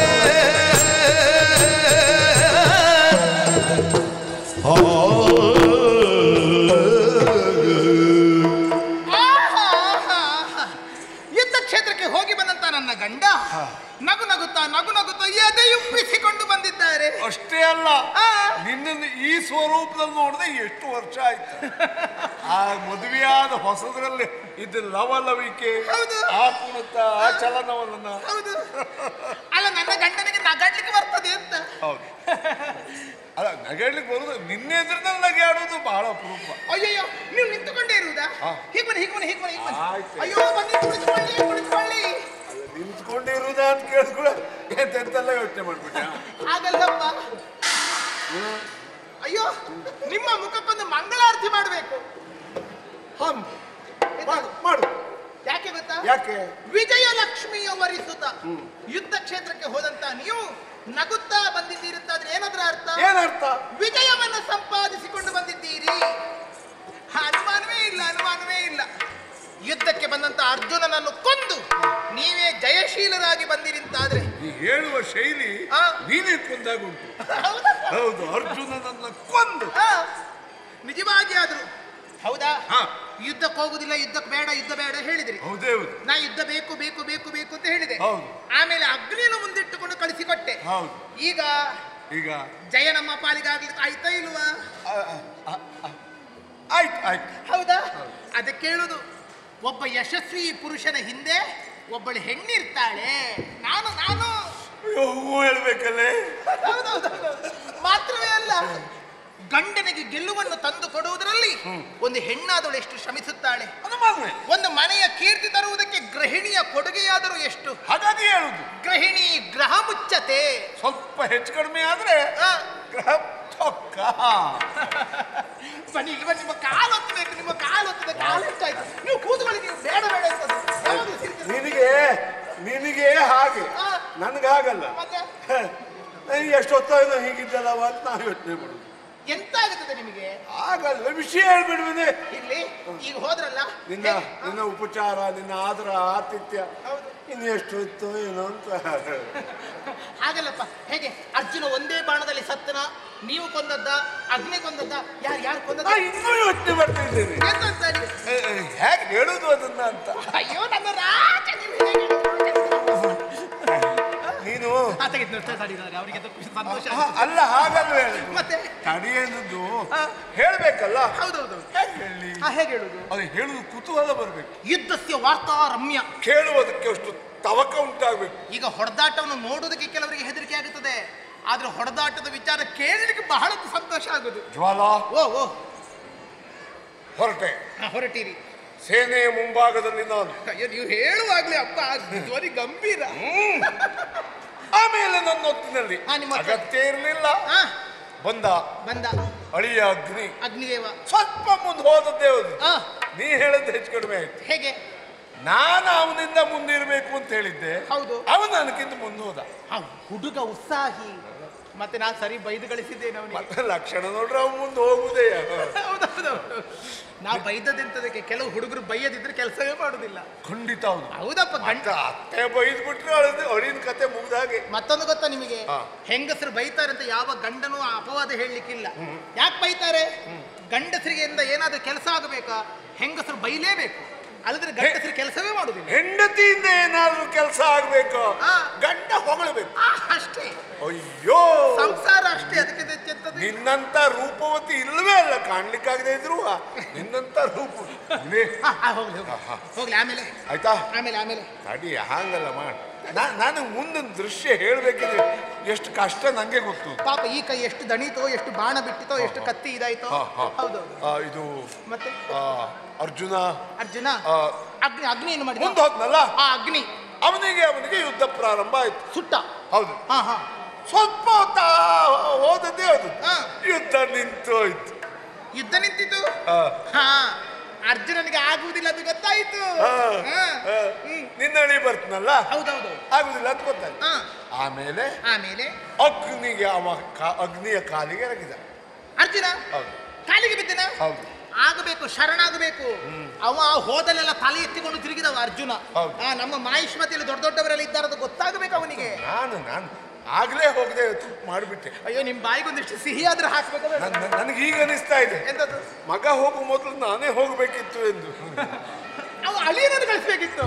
ಹೌದಾ? ಆಮೇಲೆ ಅಲ್ಲಿ ನನ್ನನ್ನೂ ಕರೆದ ಅಗ್ನಿದೇವ. ಹೌದು. ಅರ್ಜುನ ಕಾಲಿಗೆ ಬಿದ್ದಾಗ ಹೌದು, ಮುಂದಿರುವುದು ಒಂದೇ ದಾರಿ ಮಾವ, ಮತ್ತೇನಲ್ಲ. ಅಲ್ಲ, ಅವ ಅರ್ಜುನ ಕಾಲಿಗೆ ಬಿದ್ದದಂತದಕ್ಕೆ, ಕಾಲಿಗೆ ಬಿದ್ದ ಶರಣಾದದ್ದು ದೇವರಿಗೆ. ಹೌದು. ಸ್ತುತಿ ಮಾತ್ರ ಅಲ್ವೇ, ಮತ್ತೆ ನೀನೇ ಹೀಗೆ ಮಾಡ್ರು ನನ್ನ ಗತಿ ಏನು? ಇನ್ನೊಂದು ನನ್ನಿಂದ ಉಪಕೃತನಾದವ ನೀನು. ಎಲ್ಲಿ ಗೊತ್ತಾಯ್ತಾ? ನೀನೇ ಹೀಗೆ ಮಾಡ್ರು, ನಿನ್ನಿಂದ ನನಗೇನು? ನೀವು ಉಪ್ಗಂಟಾಕ್ಬೇಡ, ನಂಗೆ ಹೇಳಲಿಕ್ಕೆ ಕಷ್ಟ ಆಗ್ತದೆ. ನಗನಗ್ತಾ ಕೇಳು, ಗೊತ್ತಾಯ್ತಾ? ತಡಿ, ಮುಂದುವರಿಸಿ. ನೀ ಹೀಗೆ ಮಾಡ್ರೆ ಹೇಗೆ ಅಳ್ಲಿಕ್ಕೆ ಪ್ರಾರಂಭ ಮಾಡ್ದ. ಆಗ ನಿನ್ನ ಅಳಿಯ ನನ್ನ ಅಳಿಯ ಬೈಬೇಕು ಅಂತಿದ್ದ, ಬೈದು ಕಳಿಸಿದ್ಯಲ್ಲ. ಹೌದು. ಅವನು ಇಲ್ಲಿಂದು ಹೊರಟದ್ದು ಬದಲಾಗ್ಬಿಟ್ಟ. ನನ್ನ ಕರೆದು ಮಾವ ಮಾಡಬೇಕಾದ ಕಾರ್ಯ ಅಂದ್ರೆ ಅರ್ಜುನನಿಗೆ ನೀನು ಕಪ್ಪ ಕೊಡಬೇಕು ಅಂದ. ಕಪ್ಪ ಕೊಡಬೇಕು ಅಂದ ಅಗ್ನಿ. ಹೌದು, ಅರ್ಜುನನಿಗೆ ಕಪ್ಪ ಕಾಣಿಕೆ ಕೊಡಬೇಕು ಅಂದ. ನೀವು ಒಪ್ಪಲಿಕ್ಕಿಲ್ಲ. ನೀವು ಆ ಹೊತ್ತಿಗೆ ಕತ್ತಿ ಹಿಡಿದು ಅರ್ಜುನನ ತಲೆ ಕಡಿಬೇಕಿತ್ತು. ನೀ ಕಡೆ ಹೇಳ್ತೀಯ, ಅವಳಿನ ಮಾತು ಯಾಕೆ ಕೇಳಲಿಲ್ಲ ಹೇಳ್ತೀಯ ಅಂತ ಕಪ್ಪ ಕೊಡುವ ಸಿದ್ಧತೆಯಲ್ಲಿ ಬಂದಿದ್ದೇನೆ.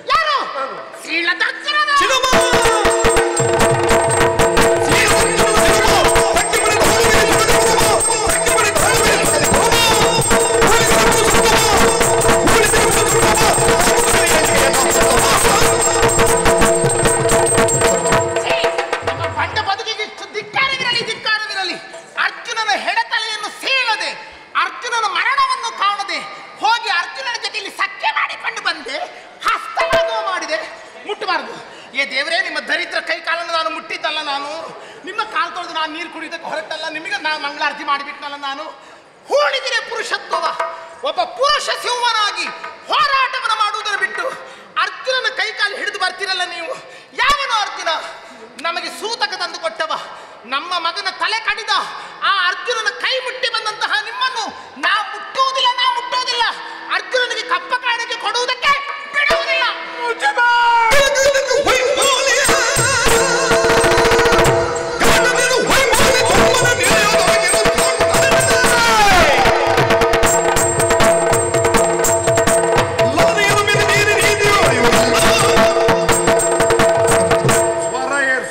ಏನು ಸ್ವರ ಏರಿಸದೆ?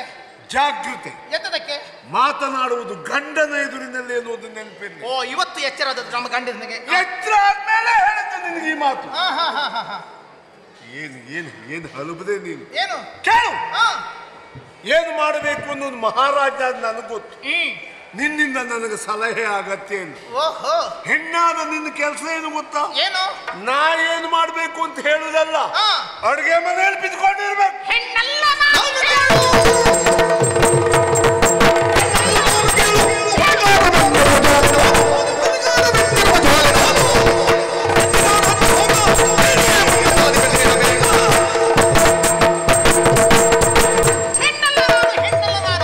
ಹೆಣ್ಣಾಗಿ ಮನೆಯೊಳಗೆ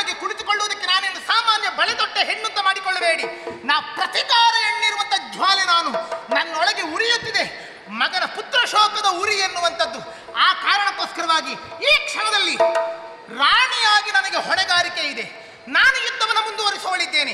ಗಂಡು ಕಚ್ಚೆಯನ್ನು ಧರಿಸಿಕೊಂಡು ರಣಚಂಡಿಯಂತೆ ಪ್ರಳಯ ಭೈರವಿಯಂತೆ ಆಯುಧಾದಿಗಳನ್ನು ಹಿಡಿದುಕೊಂಡು ರಣಕ್ಷೇತ್ರಕ್ಕೆ ದುಮ್ಮಿಕ್ಕಿ ಅರ್ಜುನನ ತಲೆಯನ್ನು ನಾ ಕತ್ತರಿಸ್ತೇನೆ.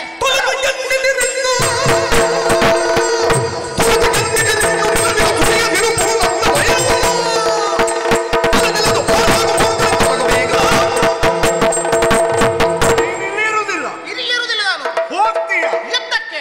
ಬಹಳ ಸಂತೋಷ. ನೀ ಹೋದ್ರಾಯ್ತು. ಹೋಗದೇ ಇದ್ರೆ ನೀನು ಕುತ್ತಿಗೆ ಕೈ ಎತ್ತಿ ಹೋಗ್ತೇನೆ. ನಾನೇನು ಊರ ಮೇಲೆ ಹೋಗುತ್ತೇನೆ ಅಂತ ಹೇಳಿದ್ದಲ್ಲ, ನಿಮ್ಮನ್ನು ಬಿಟ್ಟು ಹೋಗುತ್ತೇನೆ ಅಂತ ಹೇಳಿದ್ದಲ್ಲ, ಯುದ್ಧಕ್ಕೆ ಹೋಗುತ್ತೇನೆ ಅಂತ ಹೇಳಿದ್ದು. ಬಿಟ್ಟು ಹೋಗ್ತೇನೆ ಅಂದ್ರೂ ತೊಂದರೆ ಇಲ್ಲ. ನೋಡು, ಹಿತದ ಮಾತು. ಬಾಯಿ ಮುಚ್ಚಿಕೊಂಡು ಅರಮನೆಯಲ್ಲಿ ಇದ್ರು ಒಳ್ಳಿತು. ಅರಮನೆಯಲ್ಲಿ ಬಿದ್ದಿರುವುದಕ್ಕೆ ನಾನೇನು ಪ್ರಾಣಿ ಅಲ್ಲ ನಾನು. ಎಂತದ್ದು? ನೀವು ರಾಜ ಆದ್ರೆ ನಾನು ರಾಣಿ, ನೀವು ಗಂಡ ಆದ್ರೆ ನಾನು ಹೆಂಡತಿ. ನೀ ಹೊರಡದೇ ಇದ್ದೆ ನಾನೇ ನಿನ್ನ ಕುತ್ತಿಗೆಗೆ ಕೈಗೆ ಹಾಕಿಬಿಡ್ತೇನೆ. ನಿಮ್ಮ ಅನ್ನಕ್ಕೆ ಕಟ್ಟು ಬಿದ್ದ ದಾಸಿ ಅಲ್ಲ ನಾನು. ನಿಮ್ಮ ಜೊತೆಯಲ್ಲಿ 7 ಹೆಜ್ಜೆ ಸಪ್ತಬೇಕು. ನಾನು ಮದುವೆಯಾಗಿ ಬಂದಂತ ಧರ್ಮ ಪತ್ನಿ ನಾನು. ಈಗ 14 ಹೆಜ್ಜೆ ಮೂಗ್ತೇನೆ. ನಿಮ್ಮ ಹೆಂಡತಿ ನಾನು. ಅರೆ ಸ್ವಲ್ಪ ಸುಮ್ಮನೆ. ಎಂತದ್ದು? ಹೆಂಡತಿಯಲ್ಲ, ಹೆಮ್ಮಾರಿ. ಹೆಮ್ಮಾರಿ ಆದ್ರೂ ನಾನು ಎಂತದ್ದು? ಹೆಮ್ಮಾರಿ ಹೆಂಡತಿ ಹೆಮ್ಮಾರಿ ಆಗುದು ಯಾವಾಗ? ಗಂಡ ಸರಿ ಇರದಿದ್ರೆ ಹೆಂಡತಿ ಹೆಮ್ಮಾರಿ ಆಗುದು. ಗಂಡು ಸರಿಯಾಗಿ ಒಬ್ಬ ಗಂಡ ಆಗಿದ್ರೆ ಹೆಂಡತಿ ಹೆಮ್ಮಾರಿ ಆಗುದಿಲ್ಲ. ಏನು ಅದೇ ತಪ್ಪು ನಾ ಮಾಡುದು. ನಾ ಗಂಡನಾಗಿ ವ್ಯವಹರಿಸದೆ ತಪ್ಪಾಗಿ ಹೋಯ್ತು. ಇನ್ನು ಒಂದು ಕ್ಷಣವು ನಿನಗೆ ಗಂಡನಾಗಿ ಇರುವುದಿಲ್ಲ. ನೀ ನನ್ನ ಹೆಂಡತಿಯು ಅಲ್ಲ. ಹೆಂಡತಿ ಅಲ್ಲ. ಬಿಟ್ಟೆ. ಅಷ್ಟು ಸುಲಭ ಅಲ್ಲ. ಏನು ಆ ಸುಲಭದಲ್ಲಿ ಸಂಬಂಧ ಮುರಿದು ಹೋಗುವ ಕಾಲ ಇಲ್ಲ ಈಗ. ನಿನಗೆ ನನಗೆ ಸಂಬಂಧ ಇಲ್ಲ, ನೀ ನನ್ನ ಹೆಂಡತಿಯಲ್ಲ, ನಾನು ನಿನ್ನನ್ನು ಬಿಟ್ಟೆ ಅಂತ 3 ಸಲ ಹೇಳಿದಾಗ ಗಂಡ ಹೆಂಡತಿ ಸಂಬಂಧ ಕಡಿದು ಹೋಗುವ ಆ ಶಾಸನ ನಮ್ಮ ದೇಶದಲ್ಲಿ ಬಿದ್ದೋಗಿದೆ. ಆ ಶಾಸನ ಇಲ್ಲ ಈಗ.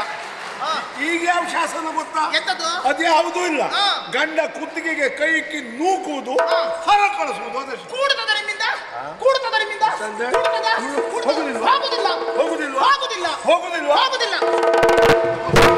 ಈಗಲೇ ಹೊರಗೆ.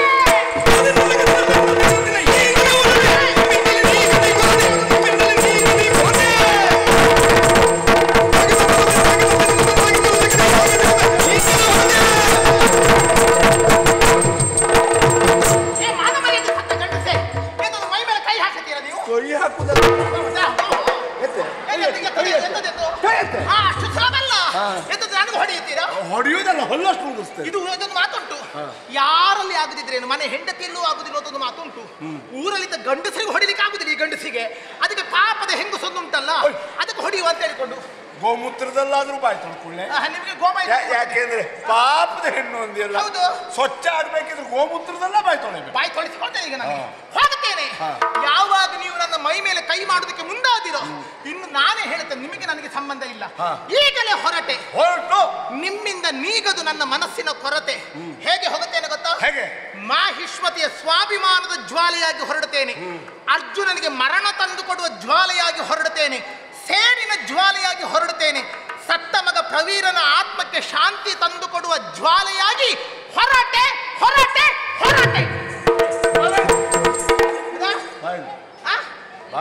ಕರಿತೀರಾ? ಹೌದಾ? ಈ ಗಂಡಸರ ಹಣೆ ಬರವೇ ಇಷ್ಟೇ.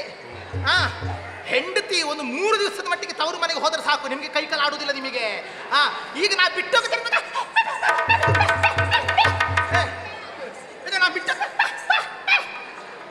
ನಾನು ಈ ಜನ್ಮದಲ್ಲಿ ಮತ್ತೆ ನಿನ್ನನ್ನು ಕರೆಯುವುದಿಲ್ಲ. ಮತ್ತೆ ಈಗ ಬಾಬಾ ಅಂತ ಕರೆದ ಬಾಬಾ ಅಂದ್ರೆ ನಿನ್ನ ಮೈ ಮೇಲೆಲ್ಲ ಆಭರಣ ಇದೆಯಲ್ಲ, ಅದು ನಮ್ಮದು. ಅದಷ್ಟು ತೆಗೆದಿಟ್ಟು ಅದಷ್ಟು ನಮ್ಮದು. ನಿನ್ನ ಅಪ್ಪ ಹಾಕದಲ್ಲ, ತೆಗೆ. ಎಂತ ಕಾಲ ಬಂತು. ಬಂಗಾರದಂತ ಹೆಂಡತಿ ಬೇಡ ಈ ಗಂಡಸಿಗೆ. ಹೆಂಡತಿ ಮೈ ಮೇಲಿನ ಬಂಗಾರ ಬೇಕು. ಇದು ಬಂಗಾರದ್ದಲ್ಲ, ಬಂಗಾರಕ್ಕಿಂತ ಹಿತ್ತಾಳಿಯೇ ಹೆಚ್ಚು ಸೇರಿದೆ. ತಾಮ್ರ ಸೇರಿಕೊಳ್ತೇನೆ. ನನಗೆ ಆಸೆ ಇಲ್ಲ ಸ್ವಾಮಿ. ಯಾವಾಗ ನನಗೆ ನನ್ನ ಬಂಗಾರದಂತ ಮಗ ಸತ್ತೋದನೋ ಮತ್ತೆ ನನಗೆ ಈ ಬಂಗಾರದ ಮೇಲೆ ಆಸೆ ಉಂಟಾ? ಇಟ್ಟುಕೊಳ್ಳಿ, ನಿಮ್ಮ ಎದೆ ಮೇಲೆ ಇಟ್ಟುಕೊಳ್ಳಿ. ನನಗೆ ಬೇಕುತ್ತಿಲ್ಲ. ನನಗಿದು ಭಾರ ಆಗುತ್ತದೆ. ನನಗೆಲ್ಲ ಬಿಟ್ಟು ನಾನು ಸೇಡನ್ನು ಮಾತ್ರ ಇಟ್ಟುಕೊಂಡು ಹೋಗೋಳು ನಾನು. ನನಗೆ ಅದಕ್ಕೆ ಬೇಕು. ತೆಗಿತಾನೆ, ತೆಗಿಯದೆ ಮಾತಾಡ್ತೇವೆ ಎಂತದ ಮಾತಾಡ್ತೇವೆ. ಇದು ನಿಮಗೆ ಯಾವಾಗಲೂ ಆಯ್ತಲ್ಲ, ನಾವು ಹೆಂಗಸರು ಎಲ್ಲಿಯಾದ್ರೂ ಮನೆಯಿಂದ ಹೊರಡುವಾಗ ನಿಮ್ಮದು ಪ್ರಾರಂಭ ಆಗುತ್ತದೆ. ಇನ್ನು ಆಗ್ಲಿಲ್ವೇನೆ ಅಂತ ಹೇಳಿಕೊಂಡು ಈಗ ತೆಗೆಯುವಾಗಲೂ ಅಷ್ಟು ಅವಸರ. ಇಟ್ಟುಕೋ ಹಣೆ, ನಿನ್ನ ಹಣೆ ಬರಕ್ಕೆಲ್ಲ ಇಟ್ಟುಕೋ. ಒಂದು ಇಟ್ಟುಕೊಳ್ಳಿದ್ರೆ ನಾನು ಅಷ್ಟು ಬಿಚ್ಚಿಕೊಡ್ತೇನೆ. ನನಗೆ ನಾನೇನು ಆಭರಣ ಹಾಕಿ ಚಂದ ಕಾಣಬೇಕು ಅಂತ ನಾನು ಅಲ್ದಿರ, ನಾನು ಚಂದವೇ, ನಾನು ಆಭರಣ ಹಾಕಿ ಚಂದ ಕಾಣಬೇಕು. ಬಿಡಿಸೋದು ನೋಡಿ, ಬಿಡಿಸ್ಬೇಕಂತ ಕೇಳುದಿದ್ದಕ್ಕೆ ಹಾಗಾದ್ರದ್ದು ಮೈ ಮುಟ್ಟು ಅಂತ ಮತ್ತೆಂತದಲ್ಲ. ಅಯ್ಯೋ ಚಪಲವೇ ದೇವರೇ. ಅದೇ ಕಾಯಿಲೆ ಅವರಿಗೆ ಹೇಳ್ದೆಲ್ಲವೂ ಅದಾಗೆ ಗೊತ್ತಾಗ್ತದೆ.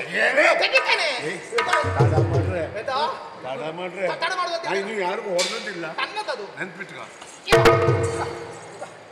ಇದಕ್ಕೆಂತ ಹೆಸರು ಗೊತ್ತಾ ನಿನಗೆ? ಕಿವಿಯ ಕರ್ಣಕುಂಡಲ ಅಂತ ಹೆಸರು. ಒಂದು ಮುತ್ತೈದೆ ಹೆಂಗಸಿನ ಮನೆಯ ಕಿವಿಯ ಓಲೆ ಕಳಚಿದ ಯಾವಾಗ? ಗಂಡ ಸತ್ತಾಗ. ಗೊತ್ತಾಯ್ತಾ ನಿನಗೆ? ನನಗೊಂದು ಬೇಡ. ಈಗ ನಿಜವಾಗಿ ಅದನ್ನು ಸತ್ತ ಮೇಲೆ ಹಾಕಬೇಕಿತ್ತು, ಈಗಲೇ ಹಾಕುತ್ತೇನೆ. ಗೊತ್ತಾಯ್ತಲ್ಲ? ಅಲ್ಲಿ ಬಸ್ಸು ಬಿಸಾಡೋದಕ್ಕೆ ಅಲ್ಲಿ ಇಲ್ಲಿ ಉಂಟಲ್ಲ, ಬಿಸಾಡಿ ನೋಡ್ತೇನೆ ನಾನು. ನಿಜವಾಗಿ ಇದಕ್ಕೆ ಮುಂದಲೆ ಅಂತ ಹೆಸರು. ಹೆಂಗಸು ಮದುವೆ ಆದ ಮೇಲೆ ಅವಳ ಬರಿದಾದ ಬೈತಲೆ ಕಾಣಬಾರದು. ಅದಕ್ಕೆ ಒಂದಿಷ್ಟು ಕುಂಕುಮದಲ್ಲಾದ್ರೂ ಮುಚ್ಚಿಕೊಳ್ಬೇಕು, ಅಲ್ಲಿದ್ರೆ ಆಭರಣ ಹಾಕಿಕೊಳ್ಬೇಕು. ಎಂತದಕ್ಕೆ ಈಗ ಇದು ಬರ್ದಾದದ್ದು? ಇದಿಲ್ಲಿ ಸತ್ತು ಆಯ್ತಲ್ಲ, ಅದಕ್ಕೆ ಇಟ್ಕೊಳ್ತೇನೆ. ಒಂದೇ ಇರುದಿಲ್ಲ ಈಗ. ಆಯ್ತಾ? ಕೊಡ್ತೇನೆ ಅಂತ ಹೇಳಿದ್ರು, ಎಲ್ಲ ಕೊಡ್ತೇನೆ ಅಂತ. ಅದಲ್ಲ ಮಾಂಗಲ್ಯ ಕೊಡ್ತೇನೆ. ಅದು ಕೊಡಲಿಲ್ಲ, ಕೊಡ್ತೇನೆ. ಕೊಡು ಕೊಡೆ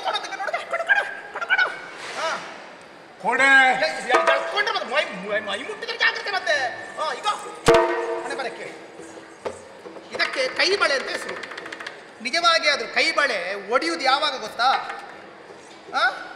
ಕೈ ಬಳೆ ಒಡೆಯುವುದು ಯಾವಾಗ ಗೊತ್ತುಂಟ? ಸತ್ತಾಗ ನಂಗೆ ಗೊತ್ತು. ಮತ್ತೆ ನೀವು ಬದುಕಿದ್ದೀರಿ ಅಂತ ಹೇಳಿದ್ಯಾ ನಿಮಗೆ? ಅಪ್ಪ ಸತ್ತರೆ 6 ತಿಂಗಳು ದುಃಖ. ಅಪ್ಪ ಸತ್ತರೆ 6 ತಿಂಗಳ ದುಃಖ. ಅಮ್ಮ ಸತ್ತರೆ ವರ್ಷಾಂತಿಕ ಆಗುವ ತನಕ ದುಃಖ. ಮಕ್ಕಳು ಸತ್ತರೆ ಪುತ್ರ ಶೋಕ ನಿರಂತರ, ನಾವು ಸಾಯುವ ತನಕವೂ ದುಃಖ. ಹೆಂಡತಿ ಸತ್ತರೆ ಮತ್ತೊಬ್ಬಳು ಬರುವಲ್ಲಿವರೆಗೆ ದುಃಖ. ಅದು ಬೇಗ ಗೊತ್ತುಂಟು, ಬೇರೆ ಎಂತದ್ದು ಗೊತ್ತಿಲ್ಲ. ಅದು ಗೊತ್ತುಂಟು, ಮತ್ತೊಬ್ಬಳು ಬರುವ ತನಕ ಅಂತ ಹೇಳಿಕೊಂಡು ಅದಕ್ಕೆ ಇರುವುದು. ಗೊತ್ತಾಯ್ತಲ್ಲ ನಿಮಗೆ? ಆಯ್ತಲ್ಲ ನಿಮಗೆ? ಯಾವುದು ಮಾಂಗಲ್ಯ ಕಳಿಸುವುದಿಲ್ಲ ನಾನು. ಮಾಂಗಲ್ಯ ಕಳಿಸುವುದಿಲ್ಲ. ಯಾಕೆ ಹೇಳು? ಇದೊಂದು ಬೇಕು ನನಗೆ. ನಾಳೆ ನಾನು ಊರು ತಿರುಗಾಡ್ತೇನೆ. ತಿರುಗಾಡುವಾಗ ನನ್ನ ನೋಡಿದವರು ಎಲ್ಲರೂ ಕೇಳುತ್ತಾರೆ, ಯಾರಮ್ಮ ನೀನು, ಯಾರಕ್ಕ ನೀನು? ನೋಡಿದ್ರೆ ಒಳ್ಳೆಯವರ ಮನೆಯ ಹೆಂಗಸಿನ ಹಾಗೆ ಕಾಣುತ್ತೀನಿ ನೀನು. ಬಹಳ ಕಷ್ಟ ಆಗ್ತದೆ ಒಳ್ಳೆಯವರ ಮನೆ ಹೆಂಗಸಲಿಕ್ಕೆ. ಹೌದಪ್ಪ, ನಿಮಗೆ ಕಾಣದಿರ್ಬೋದು, ಲೋಕದ ಜನರಿಗೆ ನಾನು ಕಾಣುತ್ತೇನೆ ಹಾಗೆ. ಆಗ ಯಾರು ಅಂತ ಕೇಳಿದಾಗ ನನಗೆ ಪರಿಚಯ ಹೇಳಲಿಕ್ಕೆ ಬೇಕು. ಮಾಹಿಷ್ಮತಿ ಅಂತ ಒಂದು ಊರುಂಟು, ಅಲ್ಲಿ ನೀಲಧ್ವಜ ಅಂತ ಒಬ್ಬ ನರಸತ್ತ ಗಂಡುಸಿದ್ದಾನೆ. ಆ ಗಂಡುಸು ಕಟ್ಟಿದ ಕರಿಮಣಿದು, ನಾನು ಅವನ ಹೆಂಡತಿದ್ದು ಹೇಳಿ ವಿಳಾಸಿ ಹೇಳಿಕೊಳ್ಳಿಕ್ಕೆ ಬೇಕು ನನಗೆ. ಅಲ್ಲಿಗೆ ನಿನ್ ಮುಖ ಹೊಡೆತಾರೆ. ಎತ್ತದಕ್ಕೆ ಅಲ್ಲಿ ಅವರೇ ಹೊಡೆತಾರೆ. ಎತ್ತದಕ್ಕೆ? ಯಾಕೆಂದ್ರೆ ನನ್ನ ಕುರಿತು ಎಲ್ಲಿಯೂ ಅಲ್ಲ ಸಲ್ಲದ ಮಾತಿಲ್ಲ. ಅಷ್ಟು ಒಳ್ಳೆಯವನಿಗೆ ಹೇಳಿದ್ಯಾ ಅಂತ ಅವರು ಹೊಡೆತಾರೆ. ಈಗ ಸಂಬಂಧ ಇಲ್ಲ ಆಯ್ತಲ್ಲ ನಿಮ್ಮ ಹಣೆ ಬರಕ್ಕೆ. ನಡೆ. ಮತ್ತೆ ನಮಸ್ಕಾರ, ಬರ್ತೇನೆ ಆಯ್ತಾ? ನಡೆ.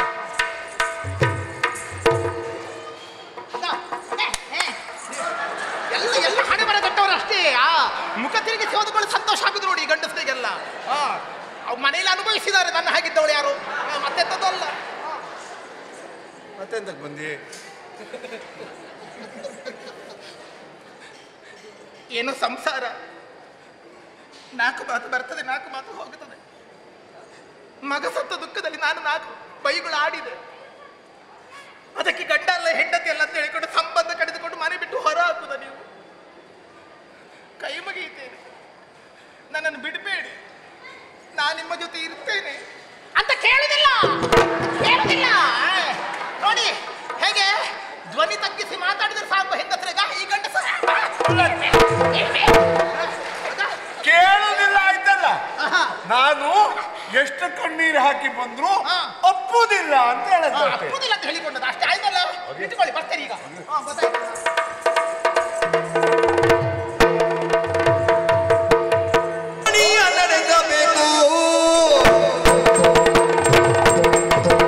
ದೋಣಿಯ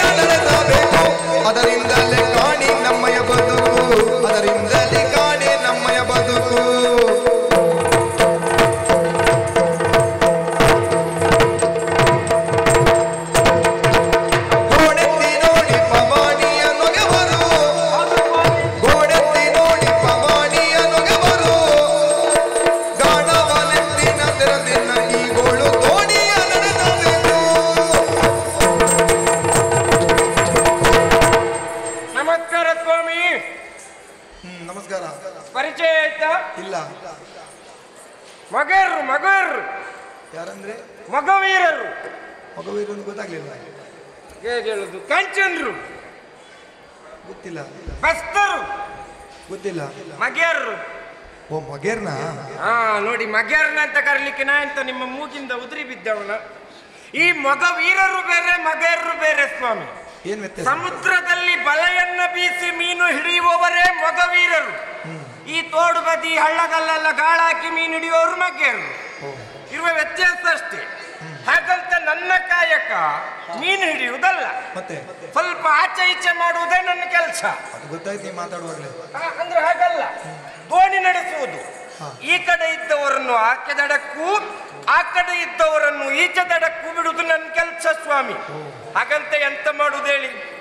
ಒಂದು ಕಡೆ ಇಲ್ಲಿ ಯಾರು ಜನ ಬರ್ದೆ ಇಲ್ಲ ತಲೆ ಬಿಸಿ, ಇನ್ನೊಂದು ಮನೆ ಹೋದ್ರೆ ಮನೆಯಲ್ಲಿ ಹೆಣ್ತಿದ ತಲೆ ಬಿಸಿ. ಒಟ್ಟಾರೆ ಕಿರಿಕಿರಿ ಒಳಗೆ ಎಂತ ಮಾಡ್ಲಿಕ್ಕೂ ಆಗುದಿಲ್ಲ. ಅದ್ರಲ್ಲಿ ಇವತ್ತು ನನ್ನ ಹೆಂಡತಿಗೂ ನಂಗೆ ಆದ ಗಲಾಟೆ ಎಂತಂತ ಹೇಳುದು ಭಾಗವತ್ರೆ. ಏನ್ ಗಲಾಟೆ? ಅದಕ್ಕೆ ನೀವೇ ನ್ಯಾಯ ಕೊಡ್ಬೇಕು.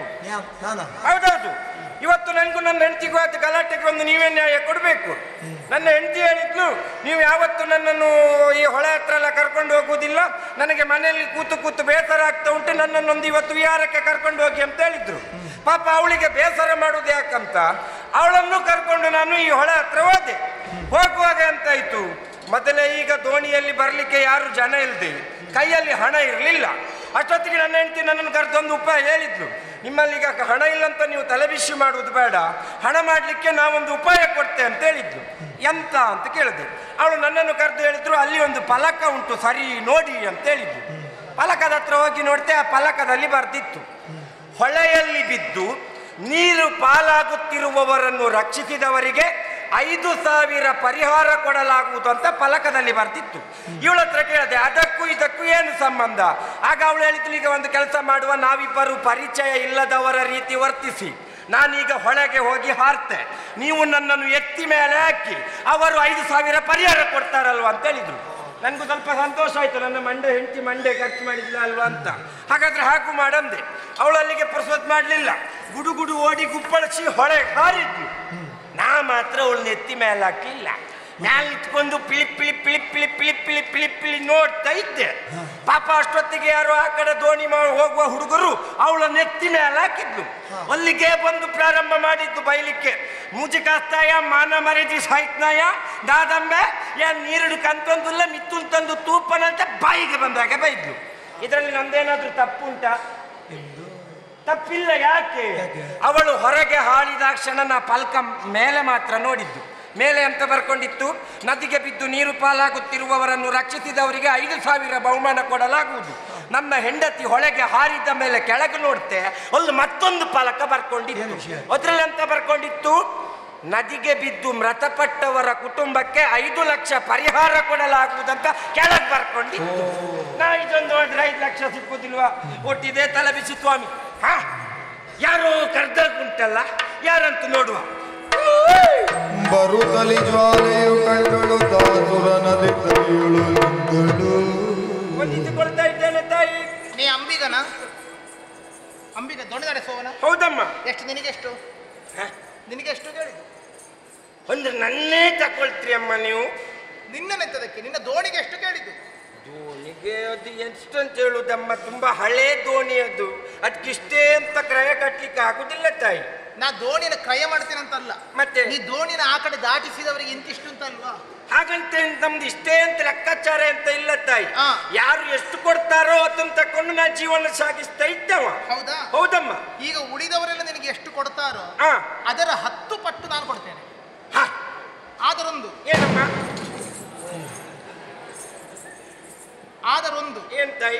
ನೀನು 10 ಜನರನ್ನ ಕರ್ಕೊಂಡು ಹೋಗ್ಲಿಕ್ಕೆ ಇಲ್ಲ. ಅದನ್ನ ತಲೆ ಬಿಸಿಯೇ ಇಲ್ಲ. ನಾನು ಒಬ್ಬಳೇ ಹೋಗು.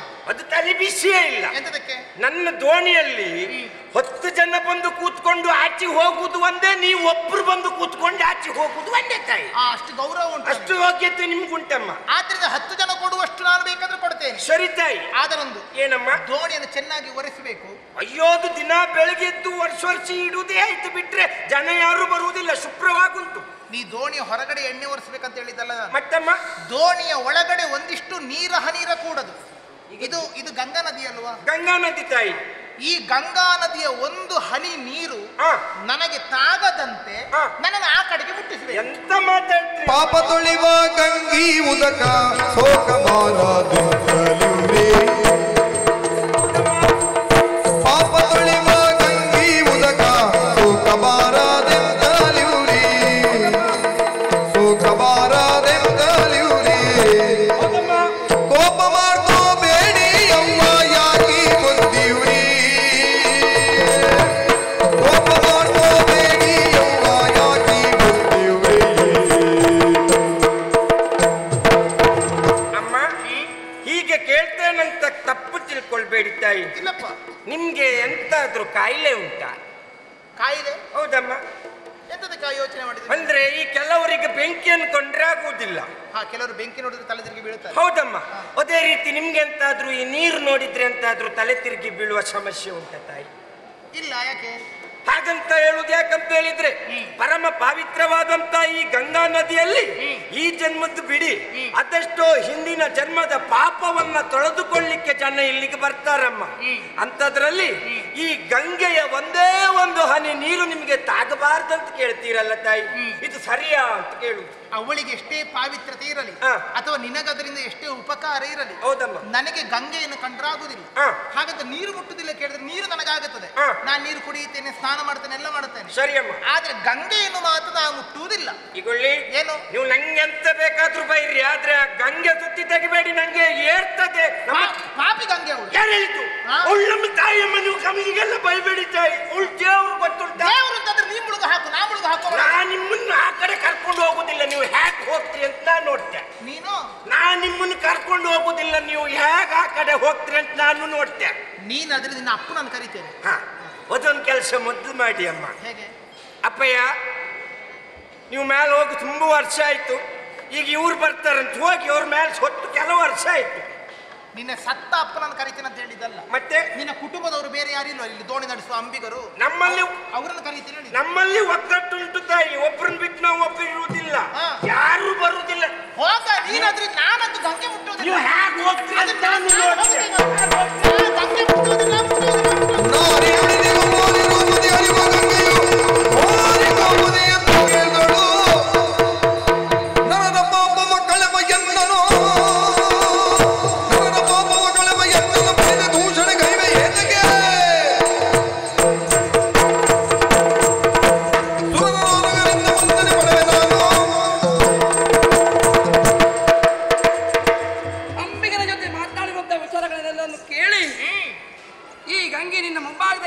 ಆಗಿದ್ದಾಳೆ. ಈ ಒಂದು ಕ್ಷಣದಲ್ಲಿ ನನ್ನನ್ನು ನಿಂದಿಸುವಂತಹ ಉದ್ದೇಶಕ್ಕೆ ಮನ ಮಾಡಿದವಳು ನೀನು. ನನ್ನ ಯೋಗ್ಯತೆಯೆಂಬುದು ಪ್ರಪಂಚವೇ ಅರ್ಥವಿಸಿಕೊಂಡಿದೆ. ಸಕಲ ಜೀವರಾಶಿಗೆ ಬಂದಂತ ಕಷ್ಟಕ್ಕೆ ಪರಿಹಾರ, ಮಾನವ ಕುಲ ಮಾಡಿರುವಂತಹ ಪಾಪ ಕರ್ಮಾದಿಗಳನ್ನೆಲ್ಲ ತೊಳೆಯುವಂತಹ ಸಾಮರ್ಥ್ಯವನ್ನು ಹೊಂದಿಕೊಂಡಳು ಈ ಗಂಗೆ. ಈ ಗಂಗೆಯನ್ನು ನೆನೆಸ್ತೇನಂತಾದ್ರೆ ಎಲ್ಲಿ ನೀನು ನನ್ನಲ್ಲಿ ದೋಷ ನೋಡಿದೆ.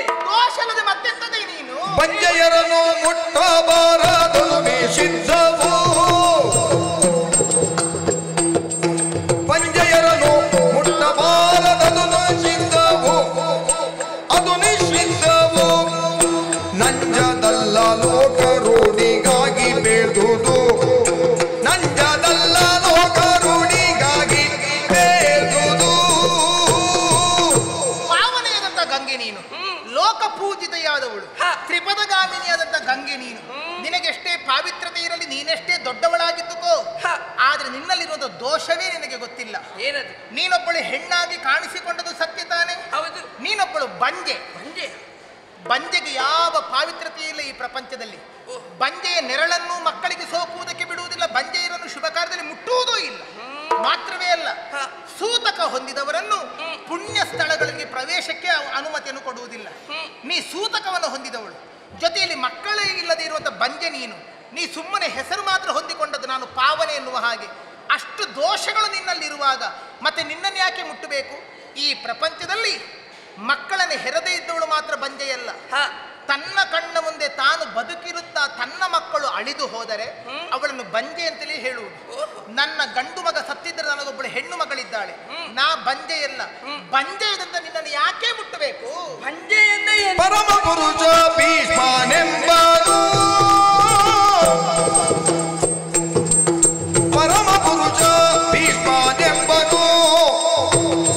ನೆನಗೆ ಪರಿತ ಕೀರ್ತಿ ಧರಿಸಿ ಮೆರೆವನು ತರಳ ನೆನಗೆ ಪರಿತ ಕೀರ್ತಿ ಧರಿಸಿ ಮೆರೆವನು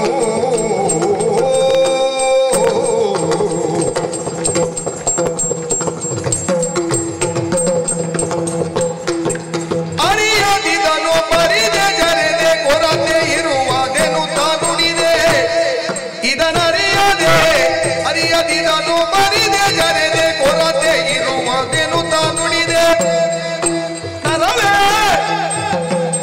ತರವೇ ತಡೆಯ ಬೇಳೆ ಏತಕ್ಕೆ ಜಲವ ಮುಟ್ಟದಿರುವೆ ತಟದಿ ನಿಂಗೆ ಏತಕ್ಕೆ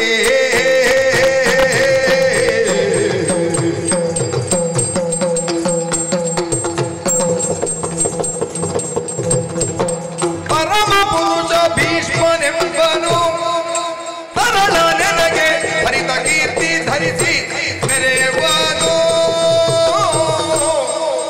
ಬಂಜೆ ಬಂಜೆ ಎಂಬುದಾಗಿ ನೀನು ನನಗೆ ಹೇಳಿದೆ.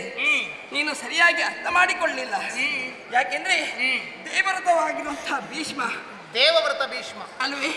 ಆತ ನನಗೇನಾಗ್ಬೇಕು? ಏನಾಗಬೇಕು? ನನ್ನ ಮಗ ತಾನೆ.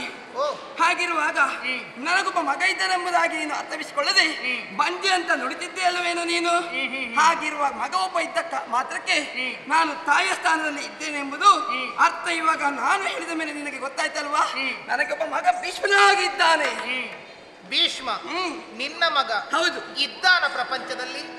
ನಿಂದು ದುರ್ಯೋಧನನ ಪಕ್ಷದಿ ನಿಂದು ದುರ್ಯೋಧನನ ಪಕ್ಷದಿ ಆ ನಿನ್ನ ಸುತನು ಪಂಥವೆ ತಗಿಸಿನತಿ ಶೌರ್ಯದಿ ನಿನ್ನ ಸುತನು ಪಂಥವೆ ತಗಿಸಿನತಿ ಶೌರ್ಯದಿ ಕುಂತಿ ಸುತನು ಶರವ ನೆತೆದು ನಿನ್ನ ಸುತನ ಶಿರವ ಹರಿದ ಶರವನೆದೆದು ನಿನ್ನ ತುದನ ಶಿರವ ತರಿದ ಬಂತು ನಿನಗೆ ತುನವಿ ಯೋಗ ಪಂಥದಿಂದ ಅವನ ಶಪಿಸದೆ ಈಗ ಬಂತು ನಿನಗೆ ತುನವಿ ಯೋಗ ಪಂಥದಿಂದ ಅವನ ಶಪಿಸದೆ ನಿಂತು ನೀನು ಹರಿವೆ ಏತಕ್ಕೆ ಹರಿವೆ ಏತಕ್ಕೆ ಹರಿವೆ ಏತಕ್ಕೆ ನಿಂತು ನೀನು ಹರಿವೆ ಏತಕ್ಕೆ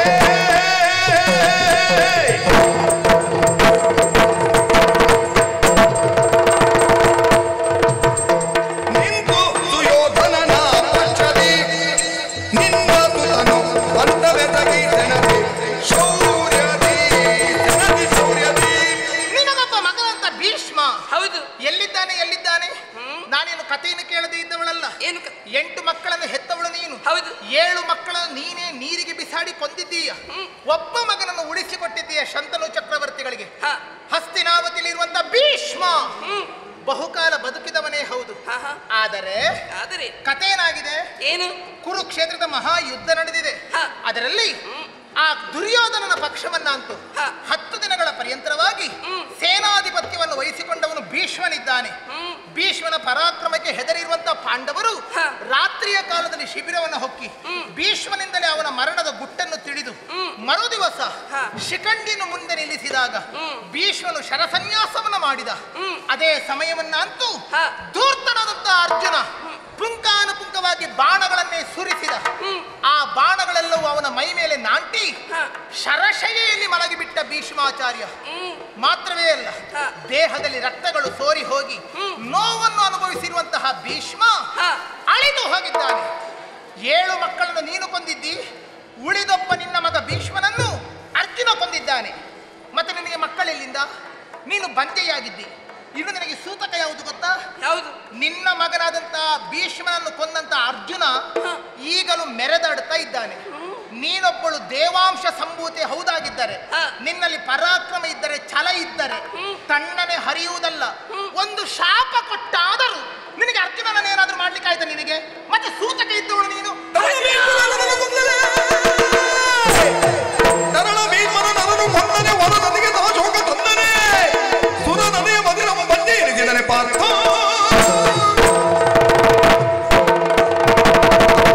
ಅರ್ಜುನ ಎಂತ ವರ್ತಮಾನ ಎಂಬುದನ್ನು ಈ ಒಂದು ಕ್ಷಣದಲ್ಲಿ ನಾನು ಕೇಳಿದ್ದೇನೆ. ಇಲ್ಲದೆ ಹೋದರೆ ಶಿಖಂಡಿ ಪದಲ್ಲಿ ನನ್ನ ಮಗನಾಗಿರುವಂತಹ ಭೀಷ್ಮನನ್ನು ಕೊಲೆಗೈದೆಯಾ? ಕೊಲೆಗೆ ಕೊಲೆನೇ ಉತ್ತರವಾಗಬೇಕು. ಈ ರೀತಿ ಕರ್ತವ್ಯ ಮಾಡಿದಂಥ ಅರ್ಜುನ ನಿನ್ನನ್ನು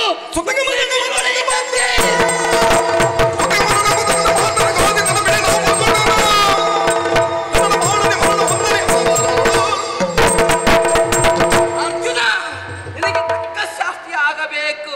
ನನ್ನ ಮಗನನ್ನು ಕಳೆದುಕೊಂಡಿರುವಂತಹ ನೋವು ನನ್ನ ಪಾಲಿಗೆ ಯಾವ ರೀತಿ ಆಗ್ತದೆ ಎಂಬುದು ಹೇಳೋದಕ್ಕೆ ಅಸಾಧ್ಯವಾದಂತಹ ಗಳಿಗೆ ನಿನಗೆ ನಾನು ಕೊಡ್ತೇನೆ ಶಾಪ. ಯಾವ ರೀತಿ ಬಲ್ಲೆಯ? 6 ತಿಂಗಳಿಗೆ ಸರಿಯಾಗಿ ನಿನ್ನ ಮಗನಿಂದಲೇ ನಿನ್ನ ಕೊಲೆಯಾಗಬೇಕು, ಕೊಲೆಯಾಗಬೇಕು, ಕೊಲೆಯಾಗಬೇಕು. ಶಾಪವನ್ನಿತ್ತು ಗಂಗೆಯು ಸರಿಯಲು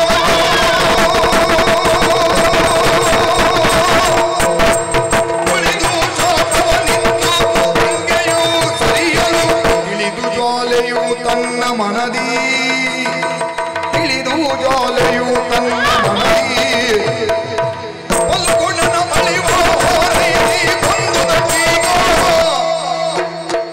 ಒಲಗುಣನ ಅಳಿವ ಹೊರೈತಿ ಬಂದುದಕ್ಕೀಗ ಒಲವು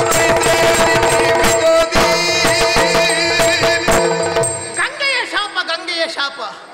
ಇನ್ನು 6 ತಿಂಗಳ ಒಳಗಾಗಿ ನನ್ನ ಮಗನಂತ ಭೀಷ್ಮನನ್ನು ಕೊಂದಂತ ಅರ್ಜುನ ಅವನ ಮಗನ ಕೈಯಿಂದಲೇ ಸಾಯಲಿ. ಗಂಗಾ ಶಾಪ, ಗಂಗಾ ಶಾಪ. ಸಾಕು ಸಾಕು, ಮೆರೆದಾಡು ಅರ್ಜುನ, ಮೆರೆದಾಡು. ಈ ನಿನ್ನ ಆಯುಷ್ಯ ಇನ್ನು ಭೂಮಿಯ ಮೇಲೆ ಇರುವುದು ಇನ್ನು 6 ತಿಂಗಳವರೆಗಾಗಿ ಮಾತ್ರ. ಆ ಬಳಿಕ ನಿನ್ನ ಮಗನಿಂದಲೇ ನೀನು ಸಾಯುವೆ ಅರ್ಜುನ, ನೀನು ಸಾಯುವೆ. ಹೆಣ್ಣಾದವಳು ಏನು ಮಾಡಿಯಾಳು, ಹೆಣ್ಣಾದವಳಿಂದ ಏನು ಮಾಡುವುದಕ್ಕಾಗುತ್ತದೆ ಎನ್ನುವ ಹಾಗೆ ತಾತ್ಸಾರ ಮನೋಭಾವದಿಂದ ಕಾಣುತ್ತಿರುವಂಥ ಈ ಪ್ರಪಂಚಕ್ಕೆ ಜ್ವಾಲೆ ಸರಿಯಾಗಿ ತನ್ನ ಪ್ರತಾಪವನ್ನು ತೋರಿಸಿದ್ದಾಳೆ. ಹೆಣ್ಣಾದವಳು ಮನಸ್ಸು ಮಾಡಿದರೆ ಏನನ್ನೂ ಮಾಡಿಯಾಳು ಎನ್ನುವುದನ್ನು ನಾನು ಮಾಡಿ ತೋರಿಸಿದ್ದೇನೆ. ಆ ಅರ್ಜುನನ ಮರಣಕ್ಕೆ ನಾನು ಭಾಷ್ಯವನ್ನು ಬರೆದಿದ್ದೇನೆ, ನಾನು ಮುನ್ನುಡಿಯನ್ನು ಬರೆದಿಟ್ಟಿದ್ದೇನೆ, ನಾನು ನಾಂದಿಯನ್ನು ಹಾಡಿದ್ದೇನೆ. ಅರ್ಜುನನನ್ನು ನಾನಾಗಿ ಕೊಲ್ಲುವುದಕ್ಕಾಗದಿದ್ದರೇನಂತೆ ತಣ್ಣನೆ ಹರಿಯುತ್ತಿರುವಂಥ ಗಂಗೆಯನ್ನಾದರೂ ಕೆರಳಿಸಿ ಅರ್ಜುನನಿಗೆ ಶಾಪವನ್ನು ಕೊಡಿಸಿದ್ದೇನೆ. ಅರ್ಜುನ ಸಾಯುತ್ತಾನೆ, ಸಾಯುತ್ತಾನೆ. ಸಾಕು ಸಾಕು ಸಾಕು. ಸರಿ ಸರಿ, ನಾನು ಮಾಡಬೇಕಾದ ಕರ್ತವ್ಯಗಳು ಮುಗಿಯಿತು, ನನ್ನ ಫಲವು ನನ್ನ ಕೈಗೆ ಸೇರಿತು. ಆದರೆ ಆದರೆ ಮಗನಳಿವಿನ ದೇಣಿಗಾಗಿ ರಾಜ್ಯವ ಬಿಟ್ಟೆ, ಮಗನಳಿವಿನ ಸೇಡಿಗಾಗಿ ರಾಜ್ಯವ ಬಿಟ್ಟೆ,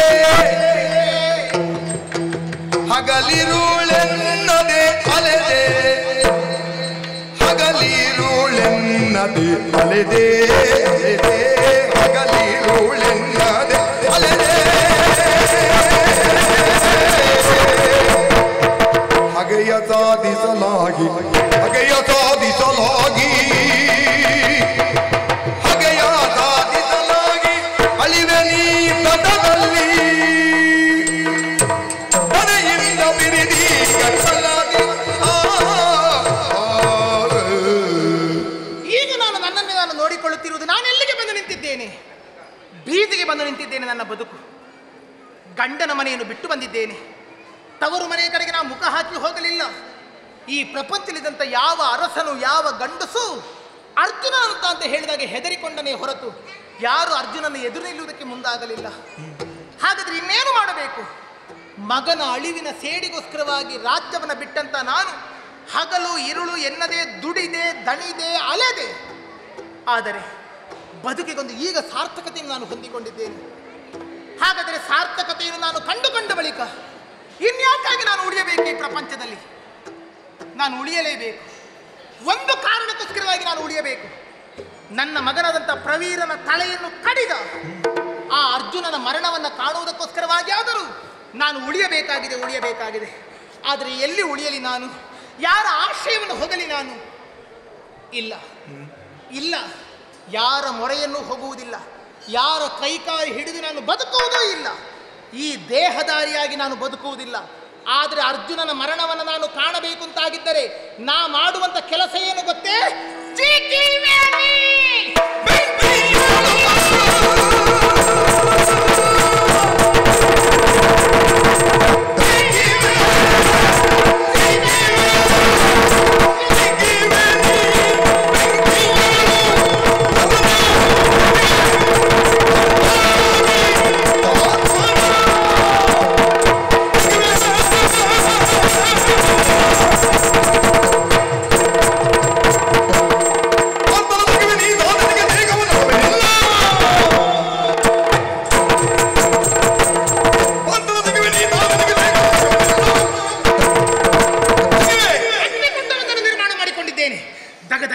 ದಗದಗಿಸುತ್ತಾ ಇದೆ ಅಗ್ನಿ.